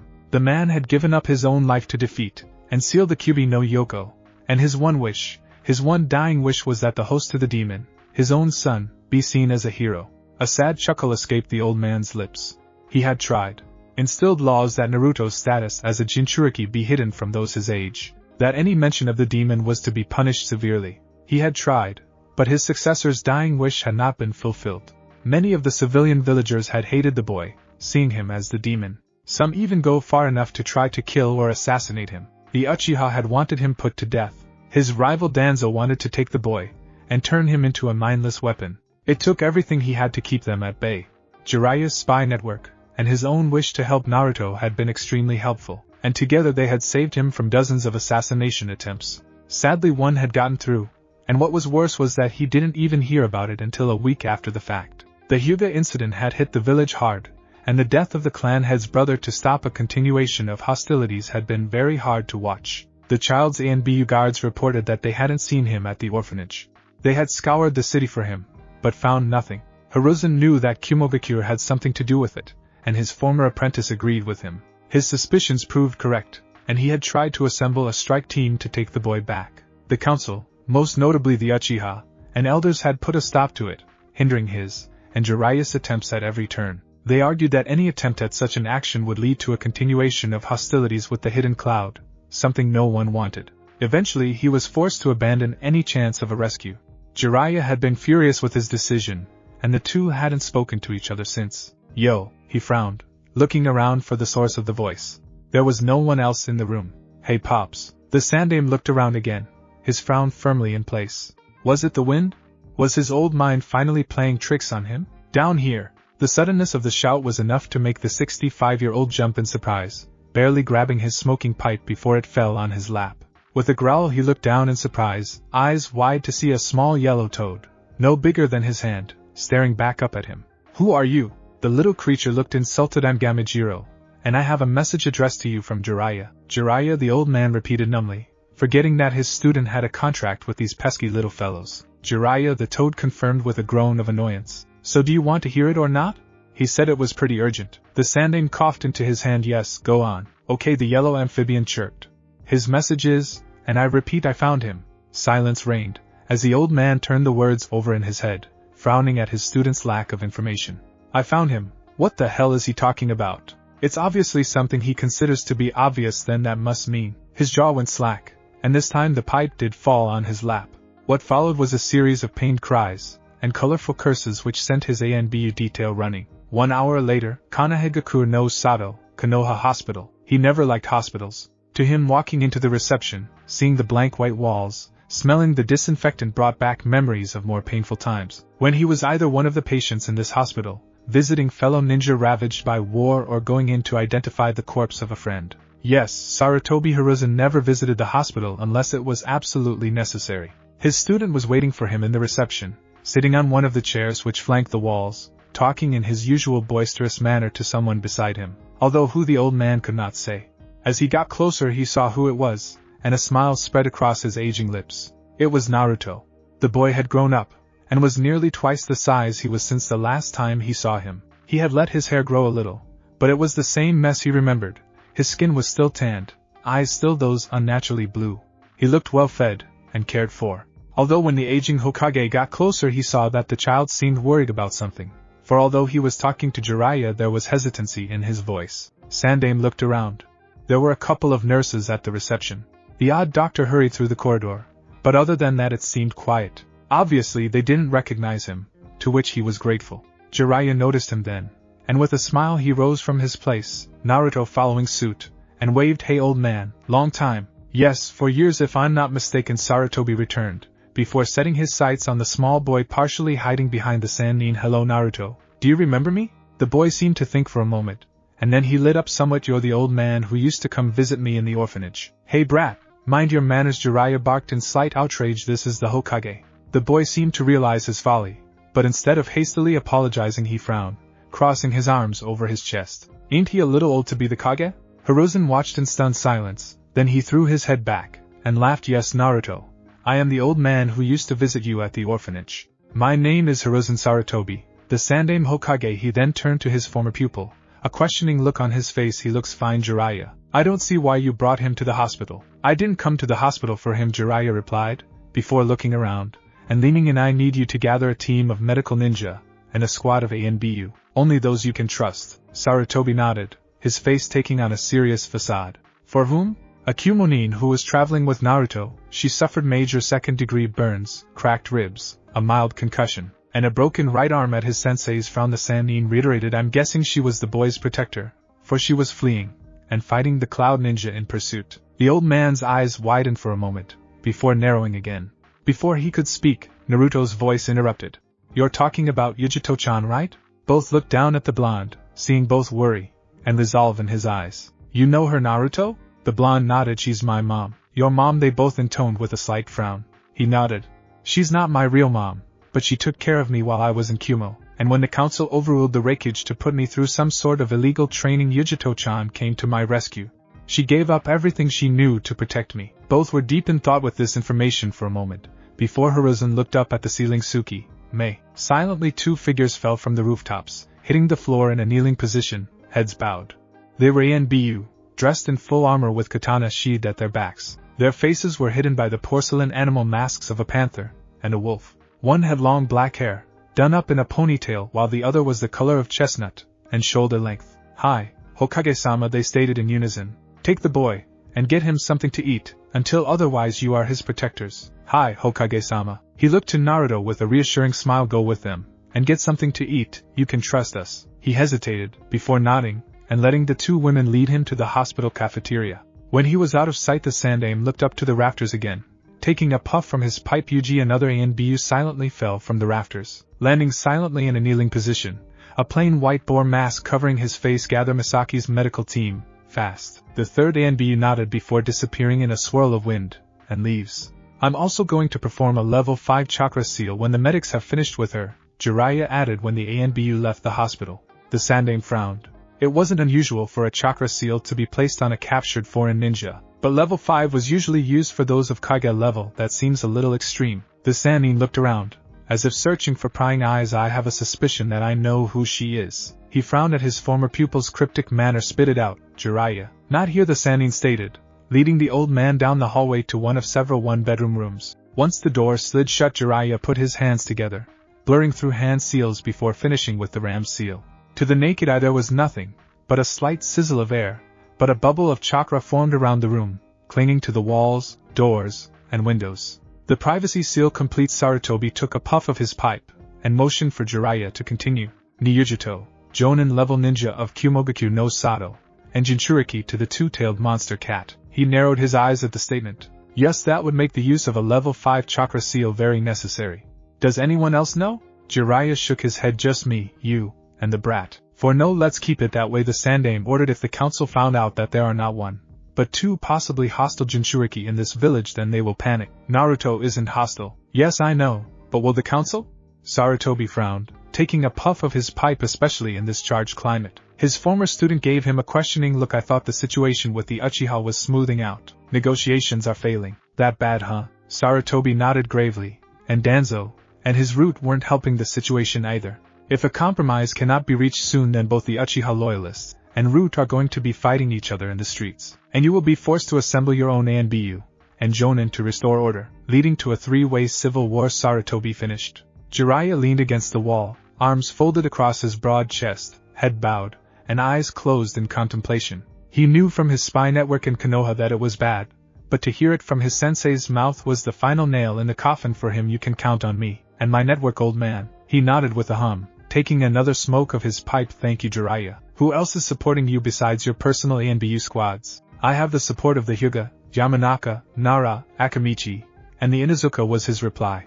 Most of the major clans, Jiraiya said. You definitely have the numbers advantage. The Uchiha have little support in the Jonin or ANBU, Hiruzen explained, but they have considerable influence among the Chunin. How many Chunin? Around 150, Hiruzen muttered. Add that to the Uchiha clan ninja, all of whom possess Sharingan, and are all between Chunin to Jonin level ninja. The numbers are around 200. Jiraiya frowned. This has to be the worst time to bring Naruto back. No kidding, Sarutobi agreed. For now we'll keep his and his guardian a secret until this potential disaster is stabilized. Yeah, the Sannin agreed if either Danzo or Fugaku find out that we have 2 Jinchuriki in the hospital, then the party could start early. Suddenly there was a knock on the door, followed by a calm feminine voice. Hokage-sama, you called for us? Yes, Misaki-sen, Sarutobi replied, nodding to Jiraiya to dispel the privacy jutsu. The door slid open to reveal a fairly young woman. Her striking emerald eyes and smooth features are framed by a mane of chocolate-brown locks. Following her were another 3 shinobi, all chunin with medical patches attached to their shoulders, right below the leaf and fire symbols. The woman nodded her head. Hokage-sama. Sandaime nodded his head before speaking. As of this moment, this is an S-class secret. You are all not allowed to reveal what you see here under severe punishment. Do you understand me? The 4 looked among each other uncertainly before Misaki spoke. We understand, Hokage-sama. He turned his head to Jiraiya, who took out a small storage scroll from his coat and, taking off the seal, opened the scroll and spread it across the floor. The medics looked on with interest as the seal master released the seal, and watched with equal interest as a young blonde woman appeared through the white smoke. Obviously badly wounded and in need of immediate attention, they saw the Kumo headband on her forehead and hesitated. Well, the Sandaime asked with a frown. Step to it. No one knew where the base of operations for Root was. There was much speculation among the ranks of the Hokage's personal guard and the regular ninja forces, but no one knew where they gathered. The truth was that the Na had no central base of operations. Deep under the surface of Konohigakure's Old Town district, in the oldest sewer systems of the village, was the new temporary headquarters of the secretive branch of ANBU known as Root, and they were assembling in full force, gathering together in a drained-out chamber. Almost 50 elite ninja had gathered from every corner of the Hidden Leaf village, answering the call of their master. The leader in question sat on a tatami mat in the middle of the crevice, outwardly calm and collected. Dressed in a white high-collared robe, a rickety walking stick laid out to his left. The full right side of his body was covered in bandages, even across the right side of his face, obviously missing an eye, and sporting a stump which was once a right arm. It was obvious the man had been through war. Silence was constant. His soldiers, all kneeling with their heads bowed, did not make a single movement or gesture. They were as still as statues, waiting for his order. Each shinobi had been put through severe mental and physical conditioning, trained to operate at maximum efficiency with no emotion. They were the perfect soldiers. Danzo frowned. He did not like assembling his Root like this, but the current situation with the Uchiha was becoming worse by the moment. The Uchiha were becoming too arrogant for their own good. Their supposed superiority over all other Konoha shinobi was making them a serious liability to the village. If action was not taken soon, then Konoha would be lost. The consequences of open conflict were unacceptable. Civil war would weaken Konoha, and other nations would use the civil strife to their advantage, declaring war, and further weakening Hai no Kuni. Iwa was most likely to take advantage. They and Konoha had been in frosty relationship since the end of the Third Great Shinobi World War, and the Rokunin would take any chance to weaken their leaf rivals. What was worse was Sarutobi's lack of action to counter the Uchiha clan before they made their move. He had tolerated his old rival's softening nature up until now, but his lack of action was near suicidal in the one-eyed elder's mind. Instead of forcing the Uchiha to submit, Hiruzen wanted to negotiate, a useless practice in his eyes. Sure, Fugaku and his clan could capitulate now, but what about next time? He heard movement in the rafters above, and watched, as an ANBU fell silently from above. The elder not even batting an eyelash, as he fell into a kneeling stance, head bowed in silent reverence. Danzo eyed the plain white poor mask, and immediately knew him, as the operative he had implanted in Sarutobi's ANBU ranks. Report, the Cyclops ordered lightly. The man nodded his head. An hour ago Jiraiya of the Sannin arrived in the Konoha hospital with a small child in tow. That child has been confirmed as Uzumaki Naruto, Jinchuriki of the Kyubi no Yoko. The beginning of the report made Danzo pause. Carefully he put his cup of herb tea to the side. Before giving his subordinate his undivided attention, he asked Hokage-sama for a medical team, one he trusted to treat an unknown female Kumonin, identity unconfirmed. Danzo hesitated for a moment, before nodding his head. Yuji bowed, then like a wraith jumped up to the rafters once again with short bursts of chakra to his feet. All the while his leader was in quiet contemplation. If word got out of this child's return to Konoha, then the Uchiha would perceive it as a threat and act prematurely. They had always been stout opposition to keeping the child alive after the Kyubi attack. But soon an idea sprang into his mind. If he played this game right, then he would gain a Jinchuriki. And not just any Jinchuriki, but the strongest of all the Jinchuriki to mold into a weapon for the greater good of the village. A plan was already forming in his mind, followed by several backup strategies for every scenario. After a moment Danzo once again reached for his herbal tea, sipping the lukewarm liquid, as he continued to make preparations. With a wave of his hand he dismissed all but 5 root operatives, sending them back to their positions within the village. He did not know who this female Kumonin was, and until he had confirmation of her identity he would not bother with her. Questions as to why they were here could also wait for a later time.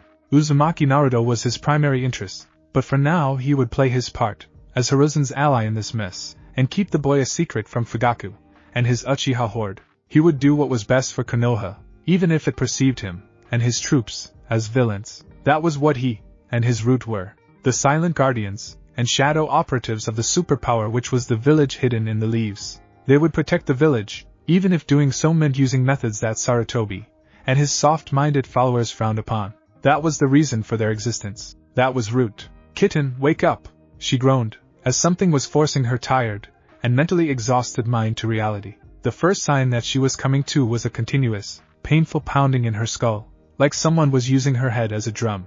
It was worse than any headache she had ever felt in her life, and that included the day after her 16th birthday binge drinking session with Karabi. "Damn it, wake up!" Thereabout too, any words her prisoner was about to express were suddenly flushed out of her mind, like someone had closed and locked a soundproof door between her and the Nikomata. She felt her body weaken, and slowly forcing herself awake she felt something flutter against her stomach, below her navel, where the seal that kept the Nibi imprisoned was. Then a hand slammed into her abdomen, not hard, and a voice called out a series of words. "Yokwatsufuin, Dai Rebaru." Her seal began to burn, her skin began to burn. It was like being struck by that overpowered lightning clone again, only 10 times worse. She screamed a stifled cry before passing out. Before the darkness took her she heard a voice, "Angry, damn it, I thought you guys put her under." Slowly Yujito opened her eyes, blinking a few times to remove the gum which threatened to glue shut.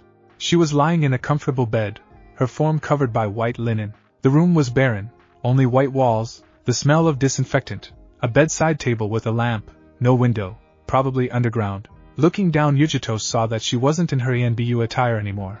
Instead she was wearing a simple hospital gown, and to her growing horror she found that her hands and legs were secured by leather straps. Immediately she was alert, trying to gather some chakra into her hands, but nothing came. She tried her legs, nothing. Yujito reached deep within herself, looking for the flaming azure chakra of her partner, only for her mind to hit an invisible barrier, which gave no quarter despite her best mental efforts. The armored door at the other end of the room opened with an ominous creak, and the former Kumonin found herself at the mercy of whoever walked through that door. Who would it be? This was Konoha, and she was an enemy shinobi caught in their territory, so it would likely be a member of the village's ANBU, the torture and interrogation squad. She frowned, trying to remember who the head of this village's interrogation department was. Her blood froze. Marino Ibiki. The man was something of a legend, rumored to have broken a Raikage candidate in under an hour during their little series of border skirmishes 4 years ago. Her thoughts suddenly shifted, the mental image of a smiling 8-year-old invading her head. She fought an urge to panic. Where was Naruto? Was he alright? If these bastards hurt him, Yujito didn't care what kind of seal they placed on her, she would, as her adopted son would say, go wild. The door opened, and to the recently made Nukenin's surprise it was not the towering form of Marino Ibiki, instead it was someone else. He was an old man, maybe in his mid-60s, with tan skin blotched with liver spots, a well-kept white goatee, and a lit pipe in his mouth. He wore the formal robes of a Kage with the hat nestled on his head. She knew who he was, the Sandaime Hokage, Sarutobi Hiruzen, the legendary professor. Another stepped into the room, and by the unkempt mane of spiked white hair she knew it was the Toad Sage. 2 of the most well-decorated and powerful shinobi that the village of Konohagakure no Sato had ever had, and here she was, tied down and defenseless. Yujito cursed her stupidity, her arrogance. All she wanted was to get Naruto away from Kumo, from Konoha, from anywhere where shinobi ruled. Her plans were to make a run for the land of iron, and disappear into the domains protected by the samurai, where no ninja would dare tread, and where their identities would remain hidden. It was a fool's gambit, and she berated herself for it. She looked up to see Jiraiya frown, then turned to Sarutobi. "Did you order the restraints?" Said man took a long puff of his pipe, his look completely serious. "No, I did not," he said before turning to 2 young nurses standing by the door. "Who ordered the restraints?" "It was a message from the palace, Hokage-sama," the taller one piped up, a little worriedly. Both student and teacher looked at each other in quiet alarm, albeit well hidden. Who in the Hokage Tower would know of this woman's existence in the village? "Well, remove them," The two nurses nodded before hurrying to Yujito's bed, each one removing her legs and arms from the bindings before hurrying back to their positions at the back of the room, and being quickly dismissed by the Hokage. When the door closed again, both men were staring intently at her, as she rose up to a sitting position, absently rubbing her wrists. "I'm sure introductions are unnecessary," Sandaime said, taking a puff of his pipe. Yujito nodded, but did not give any other reply. Her mind was already going through methods of getting out of this room, finding Naruto, and escaping this village before they went on full alert. She needed to find where her charge was. After that, everything else would fall into place. Slowly she tried once again to draw chakra, only to come up blank. "Oh, by the way, and I can't believe we didn't tell you this," the Toad Sage said with a slightly embarrassed grin, hand reaching to scratch the back of his head for purposes of national security. "And all, we kind of sealed your chakra away. Sorry about that." "You sealed it?" she asked blankly, the information taking several moments to filter into her tired brain. Her eyes widened. "You sealed it?" Jiraiya frowned. "Well, of course we sealed it. You're a foreign ninja found and captured in our territory. It's standard procedure." Yujito stared in complete surprise at the pair, before falling back into bed with a feral feline growl. It was all supposed to be rather simple. Break Naruto out of Sakamoto's A&BU torture department. Get out of Kumogakure. Get out of Kamimari no Kuni. Traverse to Hai no Kuni. Avoid all shinobi contingents and patrols. Move through Hai no Kuni to Tetsu no Kuni. In her mind, Yujito had royally fucked up. Instantly her thoughts went to her training under such circumstances, and that was to say nothing but her name, rank, and shinobi identification number. But she stopped herself. She wasn't a ninja of Kumogakure no Sato anymore. Now she was just a nuke. "What were you doing in Hai no Kuni?" It was Jiraiya's voice. "And why were you being attacked by your fellow ninja?" She sighed, an arm over her face. Then the images of a certain 8-year-old boy once again cut into her memories. Naruto gasped, sitting stark upright in bed, only to whimper, as her sore body protested the movement. "Where is Naruto? Is he alright?" The two elder shinobi seemed slightly taken aback by her sudden outburst, though it only took the form of their eyes widening. What got them was not the question. It was the pleading tone in her voice, plus the look of worry in her eyes. Sarutobi took another puff of his pipe before he answered her. "He is fine. Getting some sleep in one of the empty A&B rooms." She seemed to deflate in relief. Sandaime saw her reaction, and besides the situation, a small smile threatened to form across his aging features. "So you gained a friend, Naruto? From what Naruto has told me, he sees you as a mother figure." A smile crept across her face, a genuine smile. "I suppose so. I was only supposed to be his guardian. But the little pup got to me. He has a habit of doing that." Hiruzen replied with a chuckle. "The kid has a gift." He grabbed a chair and sat down. His movements are mirrored by Jiraiya. "I want you to relax. From what my former pupil has told me, you were protecting Naruto from a group of Kumonin, so you will not be perceived as a threat or a prisoner. I am curious as to why you had Naruto, and why you were fighting Kumonin in our territory. Can you elaborate for us?" The Nibi Jinchuriki thought for a moment, before sighing in defeat. She wasn't a ninja of Kumo anymore, no matter how she tried to delude herself, that, and the way the old man talked to her made her feel like she was before her own grandfather, before he died. "I was fleeing from Kumogakure to protect Naruto," she began, eyes closed, and head bowed in submission. "A powerful elder was able to overturn the Raikage, and place Naruto in a questionable training program to try and control his beast. The council was unhappy about his lack of progress, and were willing to agree to any proposal." Her eyes opened, revealing orbs of pure steel. "I kidnapped him from the bastard, betrayed my village, and my Kage to get him out. I am now a nuke because of my actions." The Sandaime nodded. "That coincides with our reports from Kumogakure. You were declared a nuke in roughly 4 days ago, and had a 50 million Rio bounty placed on your head." 4 days later, she asked, slightly surprised. "How long was I out?" 5 days, Jiraiya answered, ignoring her surprise. "Your wounds were quite severe. If you weren't a Jinchuriki, then you would have probably died." She froze, blood running cold at the very mention of that word, or the fact that they knew of her condition. Her being one of the victims was considered an S-class secret in Kumogakure. Only the Raikage clan heads, Jonin commanders, and elders knew of it. In fact, the effort that went into keeping her and Kurabi's condition secret was almost fanatical. When she looked back at the Sannin, he just smirked in reply. "I have a very good intelligence network." The best I heard was her reply. "You can relax." Hiruzen cut in lightly. "We do not plan on handling either you or Naruto back to Kumo." She blinked. "Then what do you plan to do with us?" The old man sighed. "At the moment, nothing.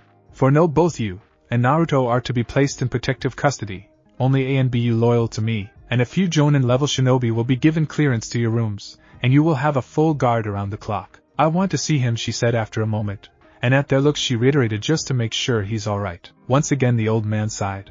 He seemed to do that a lot. I'll see to it. For now, get some rest. You look a little worse for wear. With that both Jiraiya and the Hiruzen left the room, leaving a bewildered former Kumonin in their wake. As the steel door closed, and the pressure locks were activated, Jiraiya spoke up. She may not be loyal to Kumo anymore, but I doubt we'll get anything from her. Sarutobi nodded. I agree. He was silent for a handful of seconds. Jiraiya, I'll leave both her and Naruto in your care. The first chance you get, take him to her. You sure that's a good idea? The old man shrugged. She knows we won't let Naruto go again. I think with a little coaxing she will consider joining the village, as a shinobi. You plan on recruiting her? The Sannin asked, before turning thoughtful. True, she would be a valuable asset to the village, and a possible ace to scare the Uchiha into submission, but she still has ties with her old home, most likely family, and her relationship with Naruto. The Sandaime added after speaking to the two of them. There is little doubt in my mind that their relationship is similar to that of a mother and child, or at least that of siblings. Trying to separate them would most likely be an ugly affair. A ninja fell from the rafters, landing in a crouch before them, kneeling, and awaiting their word. What is it? Jiraiya asked. My apologies for disturbing you, Hokage-sama. Jiraiya-sama, the ANBU replied, reaching into his flak jacket, and pulling out a small scroll. But I was ordered to present this to Hokage-sama. Another meeting of the council has been called. Sarutobi frowned, as he took the scroll, dismissing the ninja before opening it. His eyes shot from right to left, as he read it, and his frown grew. Jiraiya, seeing his former teacher's annoyance, nudged him. What? Danzo has called for another meeting of the council. Sarutobi explained. I must go. I trust you to look after the two. Jiraiya grinned. Off course, and no funny business. The Sannin actually made a good show of looking offended. Do you honestly think I would take advantage of a helpless female? Yes, the Hokage replied dryly, without hesitation. I am offended, nay, insulted that you think, as such. Sarutobi just frowned, finding that he did that a lot today. The Council of Fire was the designated name given to the ruling committee of Konohagakure no Sato, an assembly made up of the heads of the major shinobi clans, as well as elder ninja whose experience and knowledge were valuable assets. However, the Council of Fire was an advisory body. It was the Hokage who made the final decisions, something that Hiruzen had made a priority since his reinstatement, making sure that while the councils had their say, it was he who was in charge. In truth, there were two councils in Konohagakure, the Council of Fire, who presided as the advisors to the Hokage in all shinobi matters, and a civilian council who dealt with the day-to-day running of the village. The second council was made of merchants and business owners, and was mostly responsible for trade, finance, and the running of non-military industries. They were not the problem. All of their activities were monitored by the ANBU in case of any abuse of power. They were simply there to run the numbers and keep the village running smoothly. The problem was in his advisory council, and, as he entered, he saw that a heated argument was already underway. All of the clan heads were present, and accounted for. Some Inuzuka, head of the infamous Inuzuka clan, was snarling like a feral wolf, looking ready to jump over the table and maul her opponent Danzo. Sandaime was not surprised. The Inuzuka were one of his strongest supporters. Their pack mentality, born from their close bonds with wolves and dogs, meant that they saw the Hokage as the alpha male of the pack, which was Konoha. In truth, he was glad he had the Inuzuka on his side. Their clan was considered one of the largest with over 300 members, 205 of which were ninja. If the Inuzuka represented his more zealous followers, then the Hyuga were his quiet and calm advisors. The current clan head, Hiashi Hyuga, rose from his seat and asked some to calm down, and Danzo to stop antagonizing her. The woman listened, falling into her chair with a huff and a murderous glare.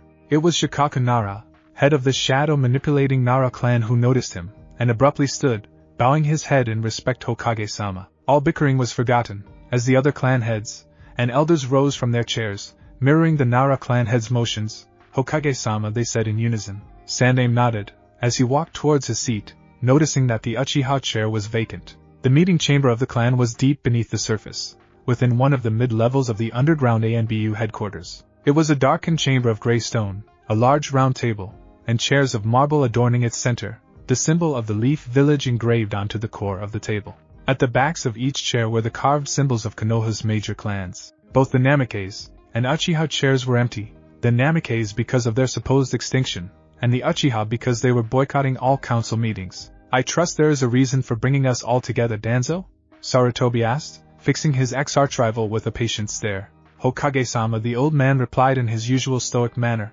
As you know, peace talks with the Uchiha have so far ended in failure. It is only a matter of time before they make their move against the village. Many of the council members frowned. This was common knowledge among the assembly, and they had gathered their clans in preparation for such a conflict if it ever occurred. Sarutobi nodded, taking a puff of his pipe. He knew it better than anyone. This is common knowledge, Danzo, and we are preparing ourselves in case the Uchiha turn hostile. Not Sarutobi. The question is what the bandaged councilman replied. From my roots reports the Uchiha are making secret preparations with the Chunin under their command. We expect them to move within a week, 2 at the most. This would never have happened if you hadn't crashed the negotiations, Danzo growled. Indeed, Inoichi Yamanaka added in agreement. Your actions and words were reckless. The former ANBU commander looked at both in turn. The village hidden in the leaves will never give all of our power to a single clan. List of all a clan who considers themselves superior to everyone else. We are not IWA. Those were not negotiations, they were demands, and I simply made my feelings known. Silence reigned, for, as much as they hated to admit it, the old Warhawk was correct. The negotiations would have never been fruitful. The Uchiha would accept nothing more than full surrender of all other leaf shinobi. The rumors of a Sharingan wielder being behind the Kyubi no Yoko's attack was an idea that refused to go away. The clan knew this, and found themselves driven into a corner, and a cornered animal would lash out if provoked. Is there more to this than stating the obvious, Danzo? Hiruzen asked. He also knew of the Uchiha movements, and implemented suitable countermeasures. I propose a preemptive strike against the Uchiha clan before they can attack us, and end this insurrection before it even begins, Danzo answered, rising from his chair so that all could see him. I already have agents within their ranks. All that is needed is the word, and the hammer will fall. Murmuring broke out among the council at this statement. A chance to end this war before it even began. The idea was one which many among the clans had wished for. A war with the Uchiha would cost them the lives of their kin. Many mothers, fathers, sisters, brothers, aunts, uncles, cousins, and grandparents would die by the Sharingan users' hands unless they moved to stop them. Not all looked at Sarutobi in surprise, the old man looking unflinchingly into the dark orbs of his rival. I refuse to just give up on the chance of a diplomatic solution not being found. The Sharingan is one of our main advantages against the other villages, Sarutobi Danzo said, warning in his tone. One clan cannot be held more important than the entire village. Yes, if we lose the Uchiha then we lose one of our bloodlines, but they are not worth the entire village. All I am asking for is more time, Danzo Hiruzen replied. 3 days, give me 3 days. If the Uchiha do not capitulate then I will give you permission to go along with this plan. Damn you, Sarutobi.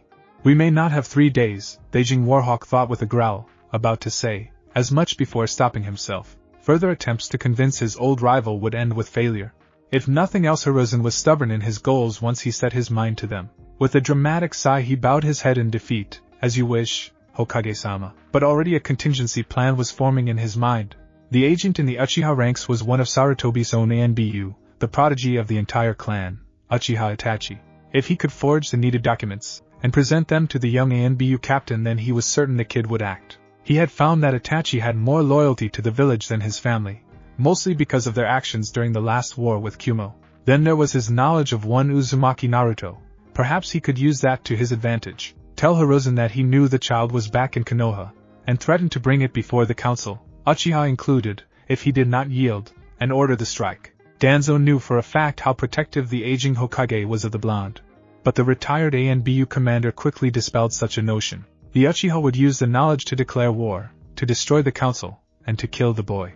When it came down to it, there was a choice of either the power of the Kyubi no Yoko, or the Sharingan. Both had the possibility of becoming potent weapons. He would rather have both if he could.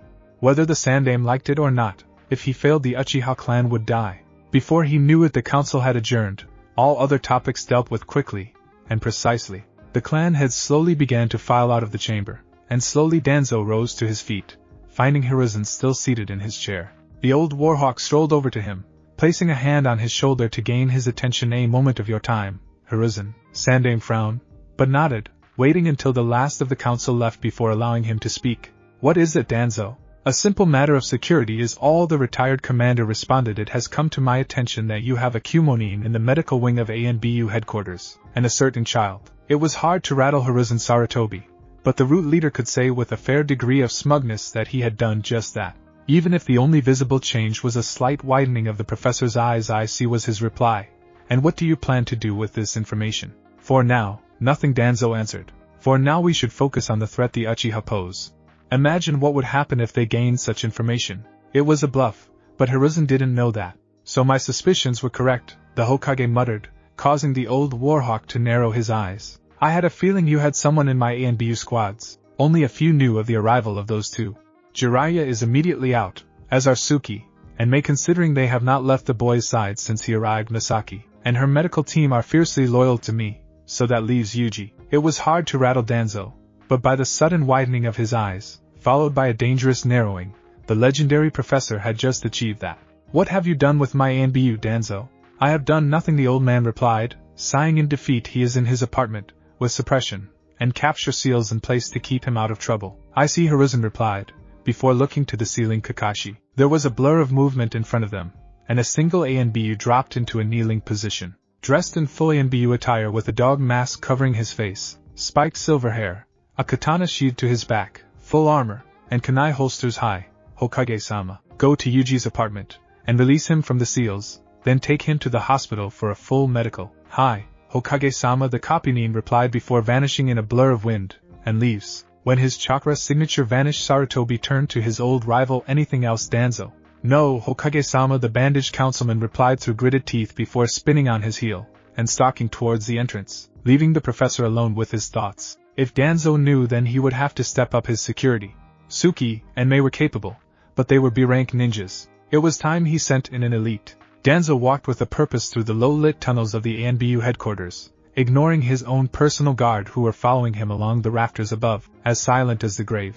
Eventually the dreary tunnels began to brighten, the drab, meters-thick concrete walls giving way to timber furnishings and rays of mid-morning sun. As he ascended to the Hokage Palace, his feet instinctively moving through the well-lit corridors to his destination, 2 loyal Chunin guards stood at the door, nodding respectfully as he entered. The room was a small meeting hall, barely 2 meters by 2 meters, with 2 large, plush sofas and a mahogany table, a closed window allowing just the right amount of light to enter. In this room, sitting on the sofas, drinking herbal tea, and waiting patiently were the other 2 elders of the council. They were Hamura Mitokado and Koharu Yudatane, both former teammates and close friends of Hiruzen. Both, like Hiruzen, were trained by the Nidaime Hokage, and over the years before their retirement they were considered some of the strongest and smartest ninja. The respect they held with the shinobi of the village had gained them places of authority as elders. You saw it wasn't a question. Danzo knew that he could never side them permanently against Sarutobi. Their friendship went beyond such disputes. The Sandaime wants to bid his time a little while longer, but we all know that such a decision could be our downfall. Koharu nodded, as much as I hate to admit it. You are right, Danzo. Hamura sighed, taking his glasses off to massage his temple. We will support your mission when the vote comes. The scarred elder raised a brow. And what of Sarutobi? The village comes first, the elderly woman said firmly. If Hiruzen fails, then give the order to strike. Sometimes the advantages of having a homicidal demon sealed within you outweighed the problems, even when said demon was locked away by a seal designed to make Kage-level ninja as weak as newborn kittens. Yujito looked at her arm, once broken, now healed, and breathed a sigh of relief. The moment the bones had been reset, her healing ability had set to work, and within an hour the fracture's forearm hand knitted itself back together. It still hurt when she moved it too fast, but it was a definite improvement. The burn marks were nearly gone, with nothing more than a few blemishes which would vanish in another half hour or so, and her cracked ribs had knitted themselves back together before she had woken up. Her cat-like eyes darted to the side, scanning the large form of her bodyguard. Jiraiya was leaning against the wall, arms folded, head bowed, and eyes closed, trying to look cool or asleep on his feet. Yujito couldn't be sure. The kanji on your headband. Jiraiya looked up at the woman. Yeah? Trying to look cool wins. It stands for oil, doesn't it? Yeah. Her nose crinkled slightly. It was actually pretty cute. Why would you put oil in your headband? The old man chuckled. I'm a sage of the toads, hot stuff. Haven't you ever heard of toad oil? She shook her head, seemingly ignoring the hot stuff part. Never fought against the toad summoner before, so no. It was obvious she was bored out of her mind, and just wanted to talk to someone to pass the time. It was the most he had gotten out of her since she woke up. I heard a rumor. I want you to ratify for me. She looked at him, and the Sannin could have sworn that her expression would perfectly suit a curious cat. If it's a matter of village security, then forget it. I'm not comfortable to divulge my home secrets just yet. Fair enough, Jiraiya replied, but the rumor is more about you, Azure Cat. Is it true you can summon cats? She smiled at that. Now that would be divulging my clan secrets, Jiraiya-sama. He laughed. I guess it would. To answer your question, Yujito replied, no, I can't summon cats, but I can summon one of their bigger cousins. Ho ho, the Sannin hummed, leaning in closer. Well, what is it? This would be perfect for his research. He already had a character outline of her for his new book, maybe add a few cat ears, a tail, and a little familiarity. Can you keep a secret, she asked, and at his bobbing nod smiled teasingly. So can I. Cute, the Sannin replied dryly. She gave off a Cheshire cat's grin, before the latch to the armored door turned, catching her attention. Jiraiya noticed how her ears seemed to perk up, and guessed she had augmented senses, as well. The door opened, and a little blonde bundle blurred into the room, jumping into the air, and landing in Yujito's arms. She smiled, as she hugged him, glad he was alright more than anything. Jiraiya blinked. One moment she was a teasing teenager, and now she had the soft look of a caring mother, and he had to admit it was damn sexy. Then he looked down at the blonde, and sighed. He had been driven right into her considerable cleavage by the embrace. I would kill for that. Are you alright, she asked, and once again the Sannin was amazed by the softness of her voice. Yeah, I'm fine, Naruto replied. Stop worrying about me, and worry about yourself for once. How are your injuries? Are they healing okay? Are they treating you well? She smiled a genuine smile. I'll be fine, a couple of days, and I'll be right. As rain, a teasing smile graced her lips. Are they keeping that bottomless pit full? The hospital food here stinks, Naruto replied with a pout. I'd rather have some of your cooking. I'm not that good. Yes, you are, the younger blonde replied without hesitation. I said so, Samui-nichan said so, Kurabi-Nizan said so, heck, even Raikage-sama said so. For a moment he saw sadness in her eyes, but it was just for a moment. It appeared Naruto noticed this too, for he burrowed his face into her chest. It's my fault you're hurt. Never say that, she admonished lightly, ruffling his spiky hair. I did what I did because I wanted to. Nothing was more important to me than getting you out of that hell. But because of me you were forced to leave the village, leave Samui-Nizan, and the others. She bopped him on the head, leading to a slight yelp. Don't you dare think this mess was your fault, for it wasn't. It's all in Sakamoto's head. Do you understand me? The firmness in her voice was surprising, and at his nod she held him close again. Jiraiya shook his head in amusement. For all intents and purposes they really looked like a mother and son, and deep down he was thankful the little brat had found someone to become the mother figure he needed, even if she was barely an adult herself. With a sigh he realized they had forgotten his presence, and cleared his throat, stirring the two from their reunion. I'm guessing you guys are hungry, he spoke up, and you might need to stretch your legs, so I've been authorized to escort you through ANBU headquarters. Yujito looked down at the hospital gown she was wearing. And you expect me to wear this? The gown truly did not deserve the name clothing, considering its opening at the back, and the lack of undergarments underneath them. Jiraiya had actually hoped for at least a flash of some skin for his novel, but by her look he guessed it would never happen. Never fear, the Sannin roared boisterously, pulling out a small storage scroll and, biting off the seal, spread it across the floor, making a couple of hand signs before slamming his hand against the paper. A small explosion followed, and once it cleared she saw a black shirt with dark purple trim, a pair of dark blue jeans, and a pair of sandals. Yujito unconsciously whistled. She was no fashion snob, but it was pretty good. Then she glared at Jiraiya, who had a look of perverted glee on his face. Do you mind? Not at all, he replied. By all means, you may begin any time. With a venomous stare she pointed to the door, her eyes refusing to leave his out. Someone needs to make sure you don't try to escape, he explained, although she could have sworn he was about to froth. Damn, she had no idea the legendary Jiraiya was such a pervert. And how am I going to do that, she asked blandly. That door is the only way in or out. She had him there. With a sigh of defeat he turned, and left, barely hearing her ask Naruto, considerably more nicely, if she could have some privacy. The blonde nodded before following the Sannin out. With a sigh Yujito got out of bed, and quickly undid the cords at the back of her gown, allowing the clothing to pool at her feet. She put on the jeans first. The trousers were skin tight, but otherwise the right size. Next was the shirt, a little baggy, but it would suffice. No panties or bra had been left out, so she guessed she was going to go without. Knocking on the door, as she finished slipping on the sandals, she was greeted by a wide-eyed Naruto, and a strangely giddy Jiraiya. What? She asked, hands subconsciously going through the motions of tying her hair into a ponytail. Jiraiya tried not to drool, as she held a piece of white cloth in her mouth. Nothing at all, the Sannin replied, blushing, and trying not to drool, before nudging the blonde right brat. The boy just nodded, quickly yet mechanically, causing the nibby Jinchuriki to openly glare at the Toad Sage's back, as he walked down the corridor. She didn't know of the observation room, and its one-way viewing mechanism hidden behind the western wall, or the fact that she was officially one of the main characters in Jiraiya's next book. All he needed to think of was a name.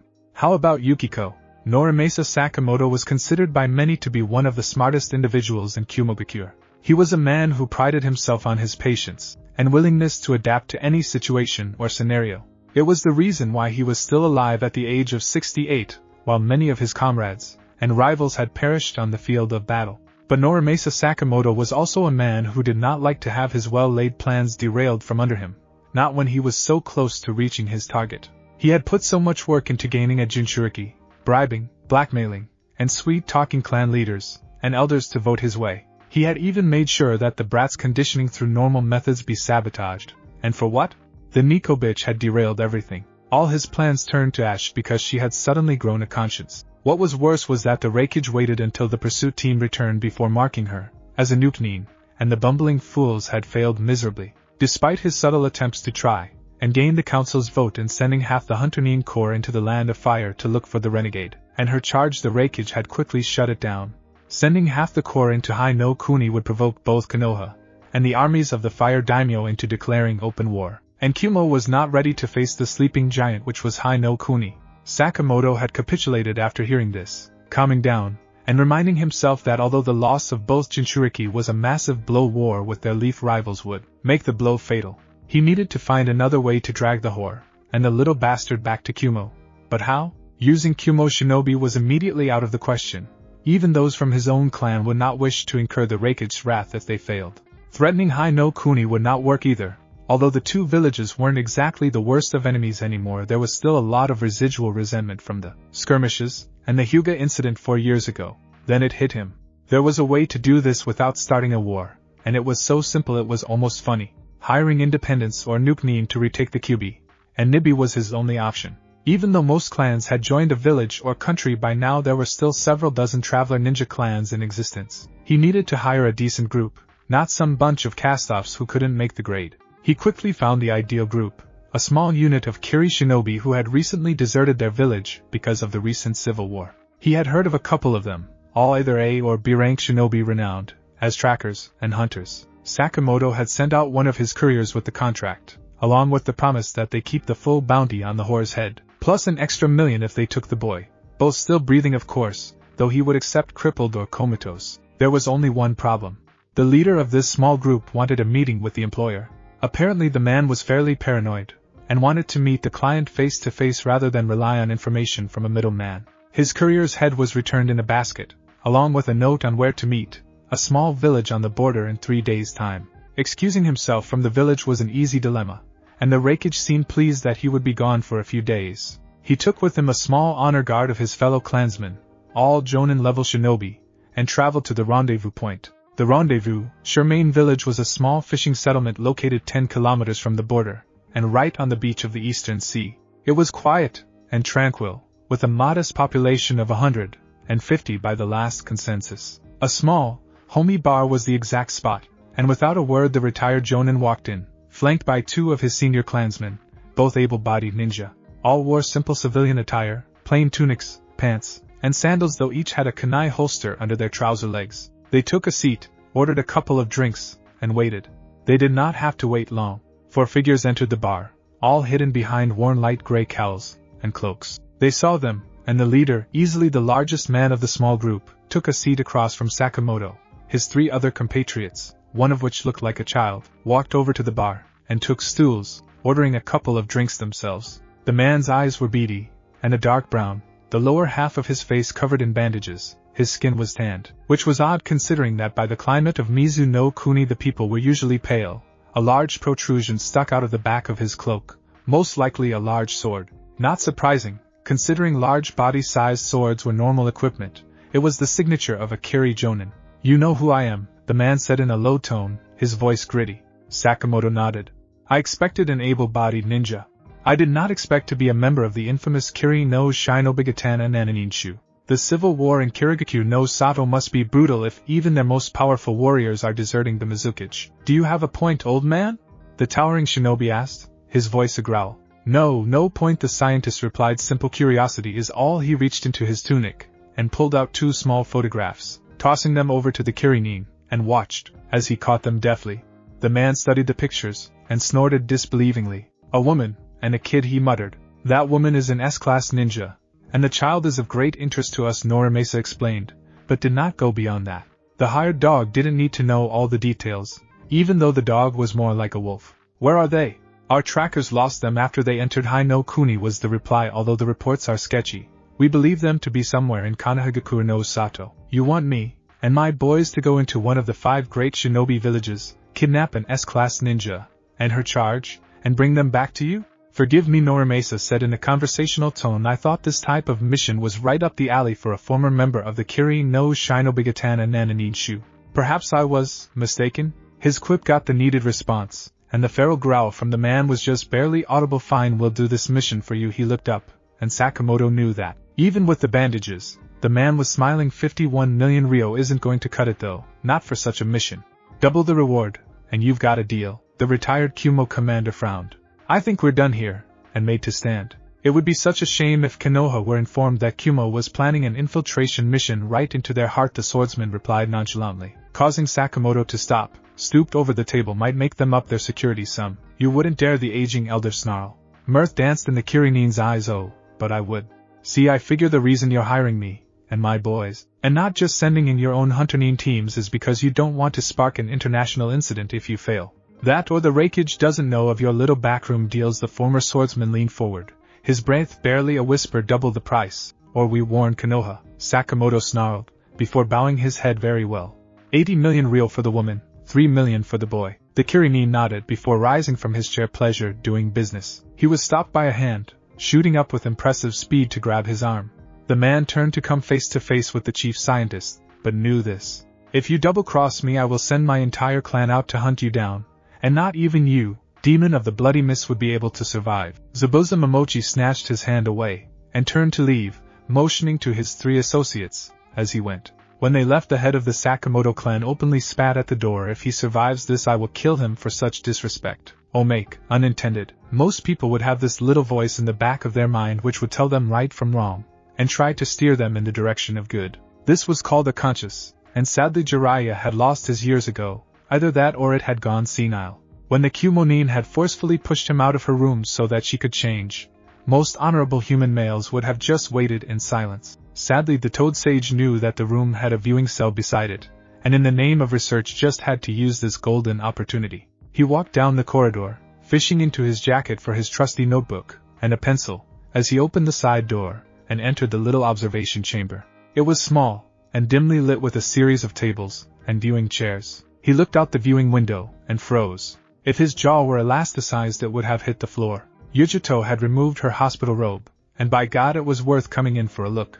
Immediately his pencil hit paper, and began moving rapidly, taking in everything he saw with the fluidity born from years of peeping. He had seen few female forms, as curvaceous, and well endowed, as what he saw in those few minutes. Last time was with Tsunade, and he had been beaten to within an inch of his life. Sadly, all good things came to an end, and, as she pulled on her shirt, and reached down for her sandals, he knew he had to leave, quickly. Turning around to make his exit, and commit the most perfect peeping session he had ever achieved, he found himself stopping dead in his tracks. He saw a small mess of spiked blonde hair, and taking a dry gulp he looked down to see his other charge, staring at the viewing window in something akin to shock.